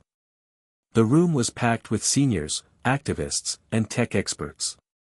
Some were skeptical, worried about losing jobs or privacy, others were excited about the possibilities. When George addressed the crowd, he said, "Change is scary. But so is standing still and watching the world pass by. The future we build has room for all of us, those who remember the past and those shaping what's next." After the meeting, an older woman named Helen approached him. She'd been a bus driver for 40 years and felt displaced by the new technology. But instead of anger, she had curiosity. "Teach me," she said simply. "I want to be part of this, not left behind." George smiled and nodded. "You will be." The following week saw Helen become one of the first certified Robotaxi guides, helping passengers navigate the system, troubleshoot small issues, and share stories about the old days when buses ruled the streets. She brought warmth and humanity to a new machine-driven world. At home, George's relationship with Emily deepened. She was his anchor, his fiercest supporter, and often the voice that reminded him to rest when he pushed too hard. One quiet evening, she said, "You're not just rebuilding scooters and Robotaxis. You're rebuilding hope." He laughed softly, taking her hand. "Maybe hope is the last thing worth building." Outside, the neighborhood hummed with change. Electric cars silently replaced gas guzzlers, bike lanes expanded, and the Robotaxi pods became a common sight, especially for older adults who once dreaded driving or felt trapped by mobility issues. George often rode along with Jamal on their testing routes, observing how riders interacted with the pods. There was laughter, chatter, sometimes tears of relief. Technology wasn't erasing humanity, it was amplifying it. Then came the day George never expected, an invitation to speak at a national transportation summit. The organizers wanted to hear from someone who represented the voice of the older generation in this new era. Standing before policymakers, engineers, and media, George shared his journey. Not just the inventions or the conference, but the emotional core. "We're not obstacles to progress," he said firmly. "We're the foundation. The ones who built the roads, raised the kids, taught the teachers. We bring perspective that no algorithm can replicate." The room was silent for a moment, then erupted in applause. That night, as George reflected on the whirlwind of events, he realized something profound. The Robotaxi wasn't just about making car ownership obsolete, it was about making isolation obsolete too. It was about connection, between generations, communities, and the very idea of what it meant to age. Elon Musk's vision had sparked a revolution not only in transportation but in human spirit. And George was living proof that no matter how many years passed, the capacity to change, to build, and to inspire never faded. The quiet revolution was underway. And it was only just beginning. George woke up to the low hum of morning traffic outside his window, a sound that once might have filled him with anxiety but now carried a strange comfort. The city was changing, and so was he.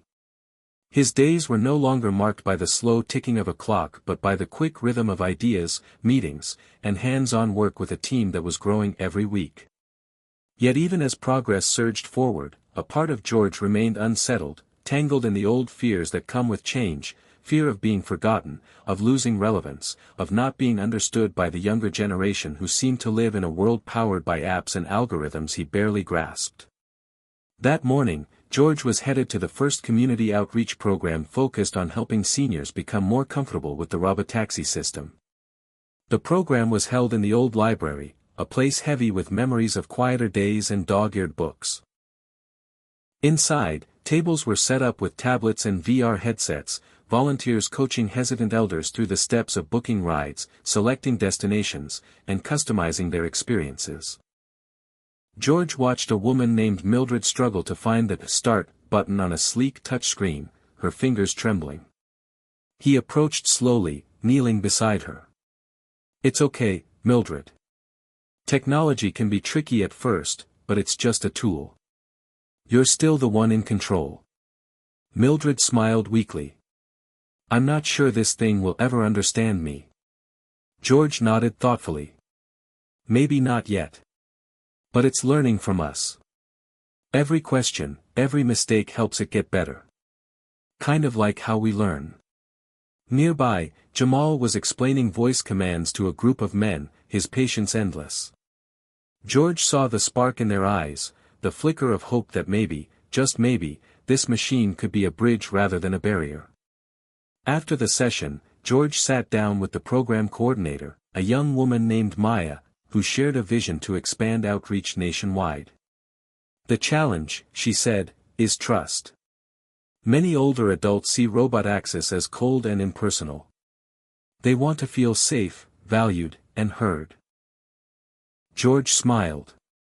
"That's why people like Helen are so important. We need faces, not just interfaces. People who understand the fear of losing independence." Their conversation was interrupted by a soft ping from George's phone, a video message from his estranged daughter, Rachel. It had been weeks since they'd spoken, a fragile truce after years of silence. In the message, Rachel hesitated before speaking. "Dad, I saw the news about the Reignite conference. I'm proud of you. Maybe we can talk soon." George's throat tightened. The past weighed heavily, decades of misunderstandings, missed birthdays, and quiet resentments. But the present was offering a door cracked open. He typed back slowly, "I'd like that." Later that afternoon, George attended a city council meeting about integrating Robotaxi services with public transportation. The room was filled with debate, some officials worried about job losses, others excited about reduced congestion and pollution. George spoke last, his voice steady but passionate. "This isn't about replacing people. It's about augmenting communities. We can't let fear dictate progress. Instead, let's focus on creating new roles, new opportunities for everyone, drivers, technicians, caregivers." A council member nodded thoughtfully. "How do you see that working?" George shared stories from the outreach program, Helen's new role, the community workshops, and the makerspaces turning garages into innovation hubs. "We need to build ecosystems that include people, not exclude them." After the meeting, a group of young engineers approached George, eager to learn from his experience. One asked, "How do you stay motivated when the world moves so fast?" George paused, then said, "Because I remember what it feels like to be left behind. And I refuse to let anyone else feel that way." The connection between generations was no longer a question but a mission. That evening, George returned home to find a package on his doorstep, a vintage toolkit from Rachel, with a note, "For old hands and new beginnings." Inside, an assortment of precision tools, some with engravings, others worn smooth by time. George ran his fingers over them, memories flooding back, his own father teaching him how to hold a wrench, the smell of engine grease mingled with hope. He called Rachel. Their conversation was cautious but real, a bridge being built word by word. "Maybe one day you can teach me a thing or two," Rachel said with a laugh. George smiled, feeling something he hadn't in years, a sense of belonging. As the days turned into weeks, George's world expanded. The Robotaxi pods began to include customizable features inspired by the feedback gathered from the outreach programs, larger buttons, better audio cues, adjustable seating, and a human guide system connecting riders to live help if needed. The local community center started hosting weekly tech and tea gatherings, where elders and younger volunteers exchanged stories and skills over cups of chamomile and jazz music. George often found himself in the middle, telling tales of rebuilding cars, of Elon Musk's fearless pursuit of impossible goals, and the quiet power of starting again at any age. One afternoon, while working on a prototype for a detachable assistive handle for the Robotaxi doors, George's phone buzzed with a video call from Jamal. The city had just launched a pilot program using George's modular toolkit, and the first users were reporting newfound freedom and confidence. "You're changing lives, George," Jamal said, eyes shining. George looked around his garage, filled with tools, plans, and the quiet hum of possibility. "We all are," he replied. The journey wasn't about a single man or a single invention, it was about community, resilience, and the courage to cross bridges between past and future. George understood now that the Robotaxi was more than a machine, it was a symbol, a vessel carrying hope, connection, and the unshakable belief that it's never too late to rewrite your story. George had always believed that life's most meaningful journeys happened in the quiet moments, in the tinkering of a machine, in the patience of a conversation, in the turning of a wrench under the fading light of a workshop. But that afternoon, as he settled into the sleek interior of a prototype Robotaxi pod for the first time, he realized some journeys come without warning, unplanned and profound. The pod was quiet except for the gentle hum of the electric motors and the subtle touchscreen lights flickering softly in the dim cabin. George ran his fingers over the smooth console, marveling at how far technology had come, and how much farther it could still go with the right hearts behind it. The engineer riding shotgun, a young woman named Priya, smiled. "Ready for the ride?" George nodded, trying to hide his nervous excitement. The pod pulled away silently from the garage, gliding through streets George had walked hundreds of times but now seemed fresh, alive with possibility. As the Robotaxi navigated effortlessly through traffic, George felt something he hadn't felt in years, a release of tension, a surrender to the flow of progress. Yet even in that surrender, there was control. Control redefined. Priya explained the features: voice activation, personalized comfort settings, an AI assistant that learned user preferences without ever feeling intrusive. But what struck George most was the pod's responsiveness to human nuance.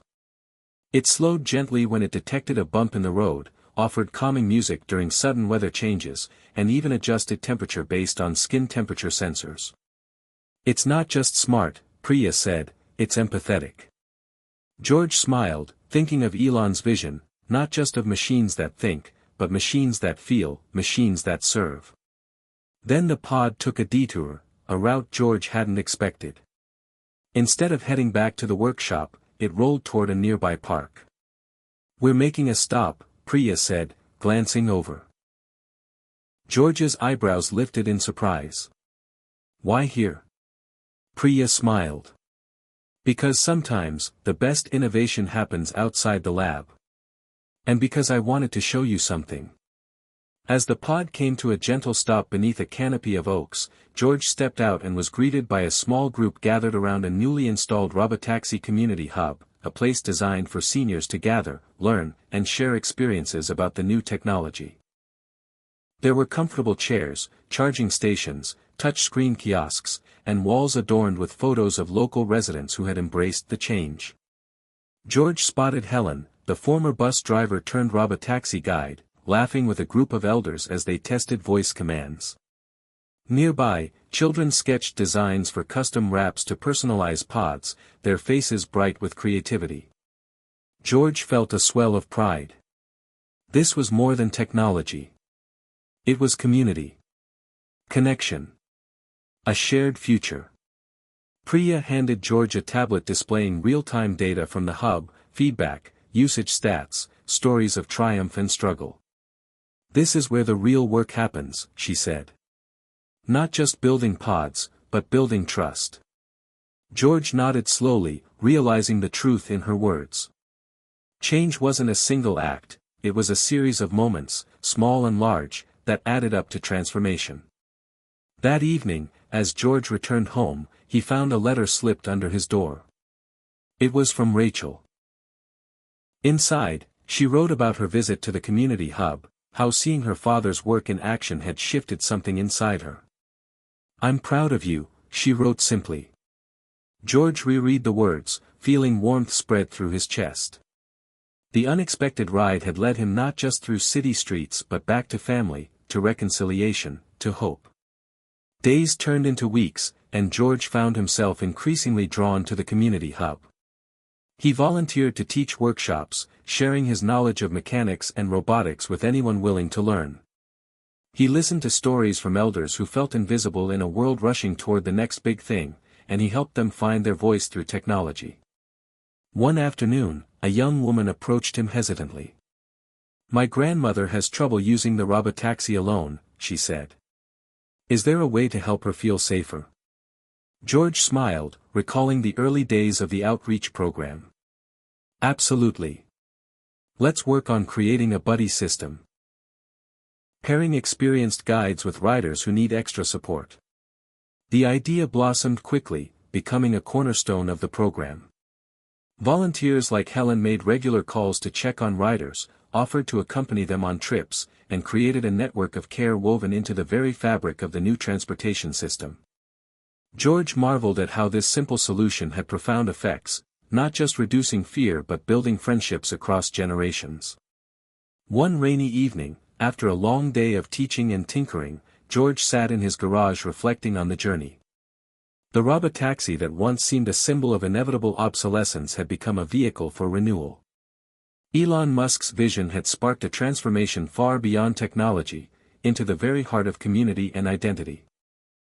George understood now that true innovation wasn't just about building machines, it was about building bridges, between people, between past and future, between fear and possibility.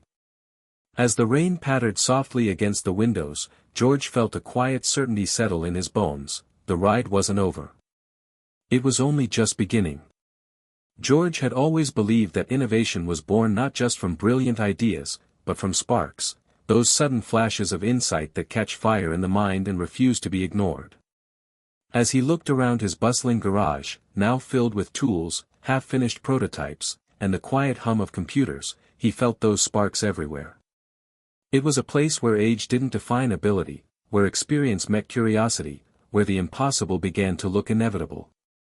The community hub was thriving, but George knew that to truly change the way people lived, they needed to keep pushing boundaries. He gathered a small team of volunteers. Retirees with backgrounds in engineering, design, and caregiving, and challenged them to think about the next leap for Robotaxi. "What's missing?" he asked. "What do we need to build to make this more than just a ride?" The group threw out ideas: better accessibility features, enhanced AI that understood emotional cues, customizable interiors that felt like home. One idea caught fire: a modular, life support system integrated into the Robotaxi. It would help seniors with mobility aids, medical monitoring, and communication, turning each pod into a safe, personalized cocoon. The project became George's obsession. He worked long nights soldering circuits and programming interfaces, often joined by Jamal, whose youthful energy balanced George's steady determination. As they tested prototypes, George realized that this wasn't just technology, it was trust made tangible. Every sensor, every button was a promise, that the users would never be left behind, that their independence mattered. Meanwhile, Rachel's calls became more frequent, her curiosity about her father's work growing into admiration. One afternoon, she surprised George by visiting the garage. They talked about the past, about missed chances, and about the future. "I see now what you've been building," she said softly. "It's more than machines. It's hope." George smiled, feeling the weight of years lift just a little. Outside, the city was changing. Robotaxi fleets expanded into neighborhoods that had long been underserved, bringing new life to communities isolated by geography and lack of transportation. George's team partnered with local clinics and senior centers to ensure the technology met real needs, not just theoretical ones. At a regional innovation expo, George presented their modular pod to a crowd of engineers, city planners, and advocates. The response was electric. People saw what was possible when technology was designed with empathy and experience, not just efficiency. As George answered questions, a reporter asked, "What keeps you going at your age?" George paused, then said, "Because every day is a chance to learn, to build, to connect. Age isn't a finish line, it's a starting point." Later that evening, George stood outside the expo hall, watching Robotaxi glide past, their lights soft against the dusk. He thought of Elon Musk, who had sparked this movement with a vision so bold it seemed impossible. But more than Elon's vision, George was inspired by the countless people who refused to accept limits imposed by society or self-doubt. From Helen's warm guidance to Mildred's tentative steps into technology, every small victory was a spark feeding the fire of change. George realized that true innovation wasn't a solo act but a chorus of voices, experiences, and dreams. And in that chorus, every note mattered, especially those that had been quiet too long. George sat quietly in the back of the community center, watching the room fill with people of all ages. Today was the launch of a new initiative, an intergenerational mentorship program pairing older adults experienced with the Robotaxi technology with local high school students eager to learn about innovation and design. The energy was palpable, the kind that crackles just before something big happens. He remembered a time not long ago when he felt invisible, dismissed as too old to contribute meaningfully. But now, surrounded by eager faces, he saw a new truth emerging: age was not a barrier but a bridge. As the program kicked off, George found himself paired with a young woman named Emily. She was bright, curious, and full of questions, not just about the technology, but about life, resilience, and how to keep going when the future seems uncertain. Their conversations stretched beyond Robotaxi and coding. They talked about fears, dreams, and the quiet courage it took to start again. Emily admitted she felt overwhelmed by a world moving too fast, filled with pressure to succeed immediately. George shared his own story, how he had struggled with regret and self-doubt, and how Elon Musk's relentless pursuit of impossible goals had inspired him to keep moving forward. "It's not about being the fastest or the smartest," George said gently. "It's about being willing to try, to fail, and to try again. Every day." The mentorship blossomed into a partnership.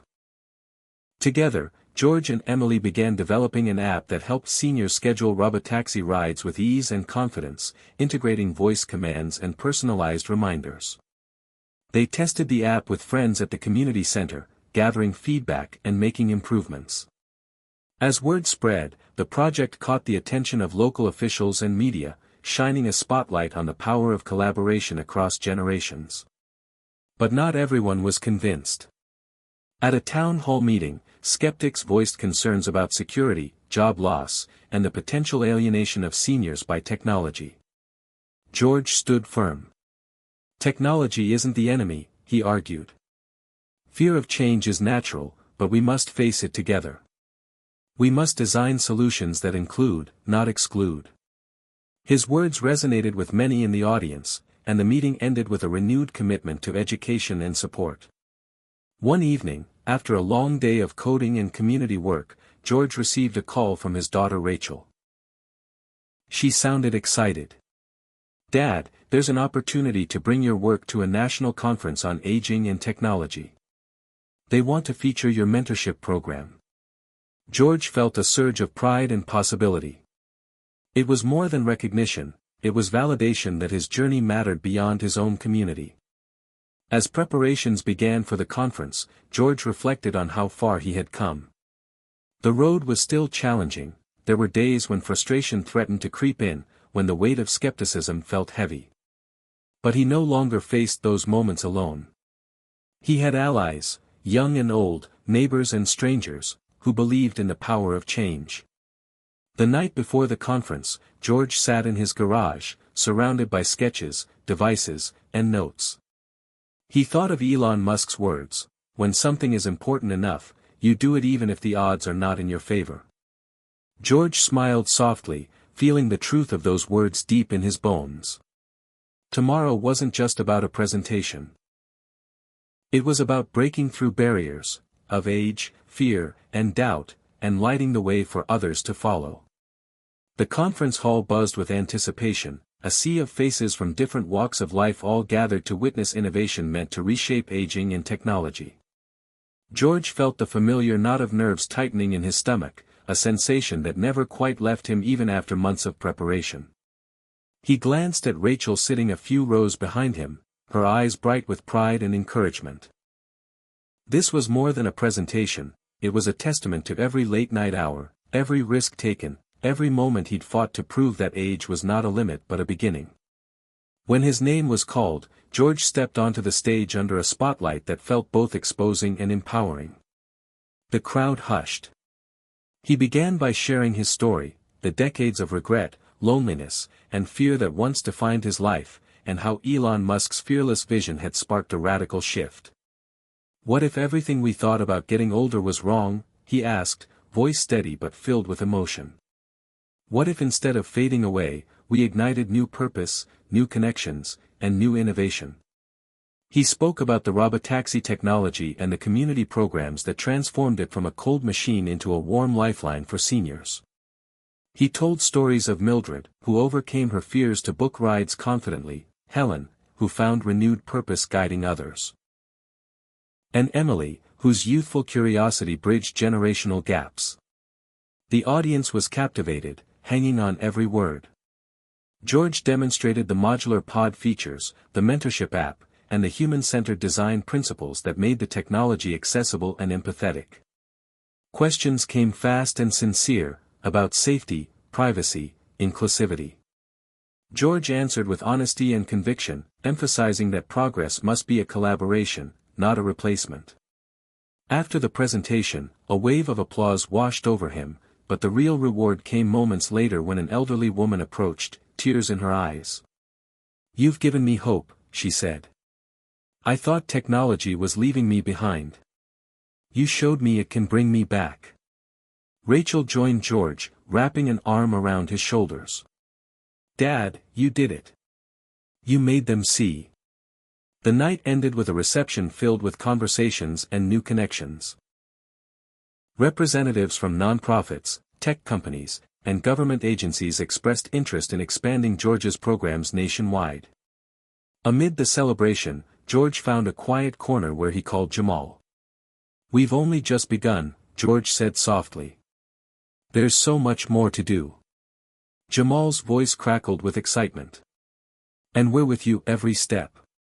As the conference lights dimmed and the crowd dispersed, George felt a profound shift inside, a blend of accomplishment and renewed purpose.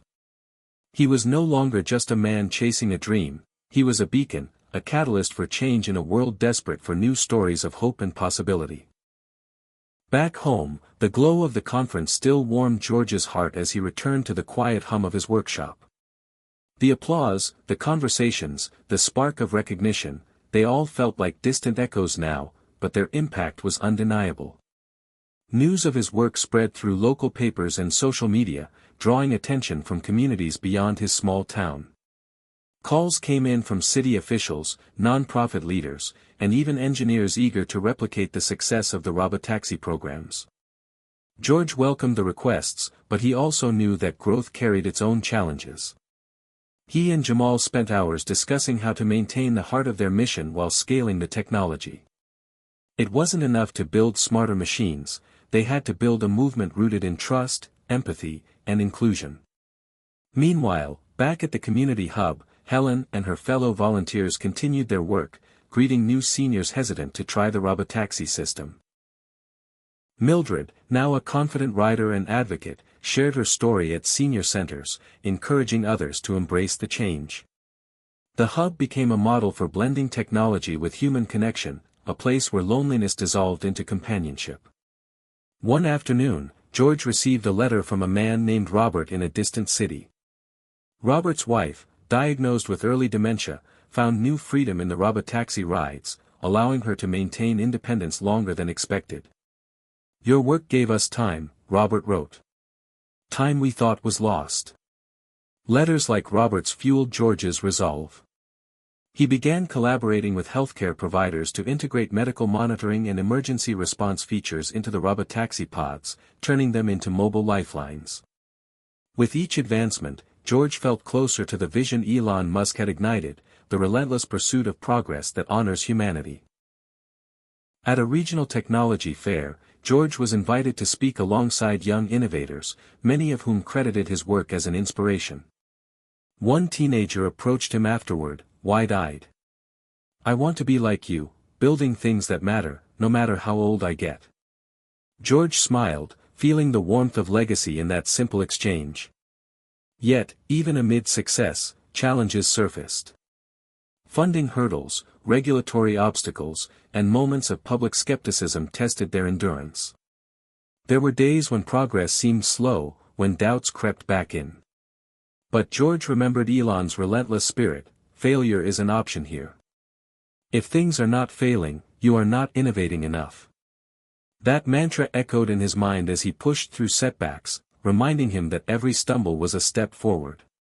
One evening, as the sun dipped below the horizon, George stood outside the community hub, watching Robotaxi glide smoothly along the streets. Children laughed nearby, elders shared stories, and the air was thick with possibility.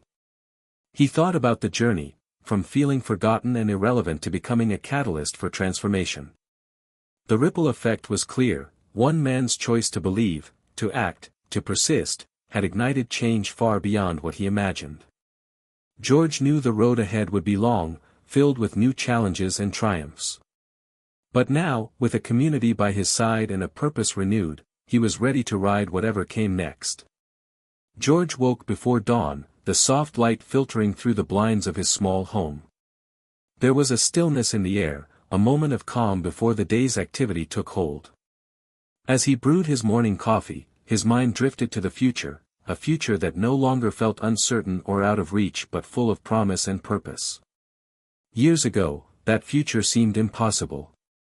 The creeping loneliness, the physical limitations, the sense of fading away had clouded his vision.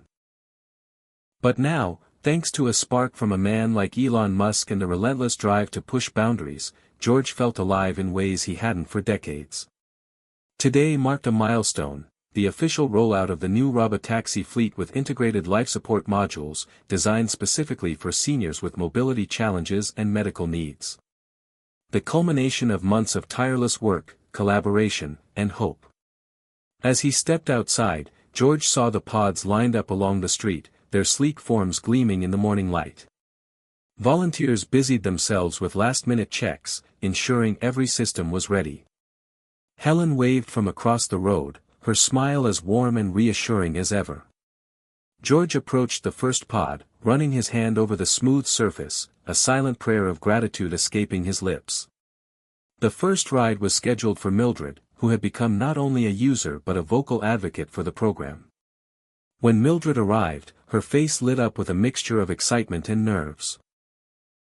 George helped her settle into the pod, adjusting the seat and explaining the new features. As the pod pulled away, George felt a swell of emotion. This was more than a ride.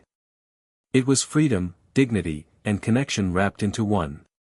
Throughout the day, the fleet moved steadily, ferrying seniors to appointments, social gatherings, and errands. Volunteers accompanied those who needed extra support, and the community hub buzzed with stories of newfound independence. Rachel arrived in the afternoon, bringing a camera crew to document the event. She captured moments of laughter, tears, and triumph, testaments to the program's impact. That evening, a reception was held at the town hall, where George addressed a crowd of supporters, officials, and media. "This is not just technology," he said, voice steady but passionate. "It is a movement to reclaim life, to rewrite what it means to age in our society. We are proving that no one is too old to innovate, to connect, to thrive." The applause that followed was thunderous. As the night wound down, George found a quiet corner to reflect. He pulled out a letter from Elon Musk, sent after hearing about the project's progress. "Keep pushing the boundaries," it read. "Your work embodies the spirit of what it means to innovate, not just in technology, but in heart." George folded the letter carefully, a smile spreading across his face. The journey was far from over, but the horizon was bright. He understood now that the true legacy wasn't just the machines or the programs. It was the lives touched, the fears conquered, and the barriers broken. As he looked out the window at the glowing cityscape, George whispered to himself, "This is just the beginning." George stood at the edge of the city park, the evening sky painted with streaks of orange and purple, as families and friends gathered to enjoy the last warmth of the day. The soft hum of robot axes passing by mingled with laughter and conversation, a symphony of life and connection. He felt a profound sense of peace, knowing that what began as a small spark inside his garage had grown into a movement that touched thousands. Looking back, it amazed him how far he had come, from a man haunted by regret and the fear of being forgotten, to a leader inspiring change and hope in a new generation. The journey was never easy. There were days when doubt crept in, when the world seemed too fast, too indifferent. But through it all, Elon Musk's fearless mindset, the refusal to accept limits, had been a guiding light, a call to keep pushing even when the path was unclear. George recalled the moment it all changed, the moment he decided he was not done, not ever, with contributing to the world. That decision set in motion everything that followed, building the community hub, mentoring young innovators, developing life-changing technology, and most importantly, rediscovering his own worth. His daughter Rachel joined him on the park bench, her presence a reminder of healing and renewed relationships. "Dad," she said softly, "your story has inspired so many, including me. You proved that it's never too late to start over, to make a difference." George smiled, the wrinkles around his eyes deepening. "I was just waiting for permission to matter again. Turns out, I only had to give it to myself." They watched as a group of seniors boarded a nearby Robotaxi, laughter spilling into the evening air. The vehicle's interior lights glowed warmly, inviting and safe. George thought about Mildred, Helen, Jamal, Emily, the countless people who had shared this journey with him, each one a thread woven into the fabric of this new legacy. It was a legacy not of possessions or accolades, but of courage, connection, and transformation. George understood now that the true power of innovation lay not in the machines themselves, but in the human spirit they served. The spark that refuses to fade, no matter the years behind it. As night fell, George felt a call on his phone.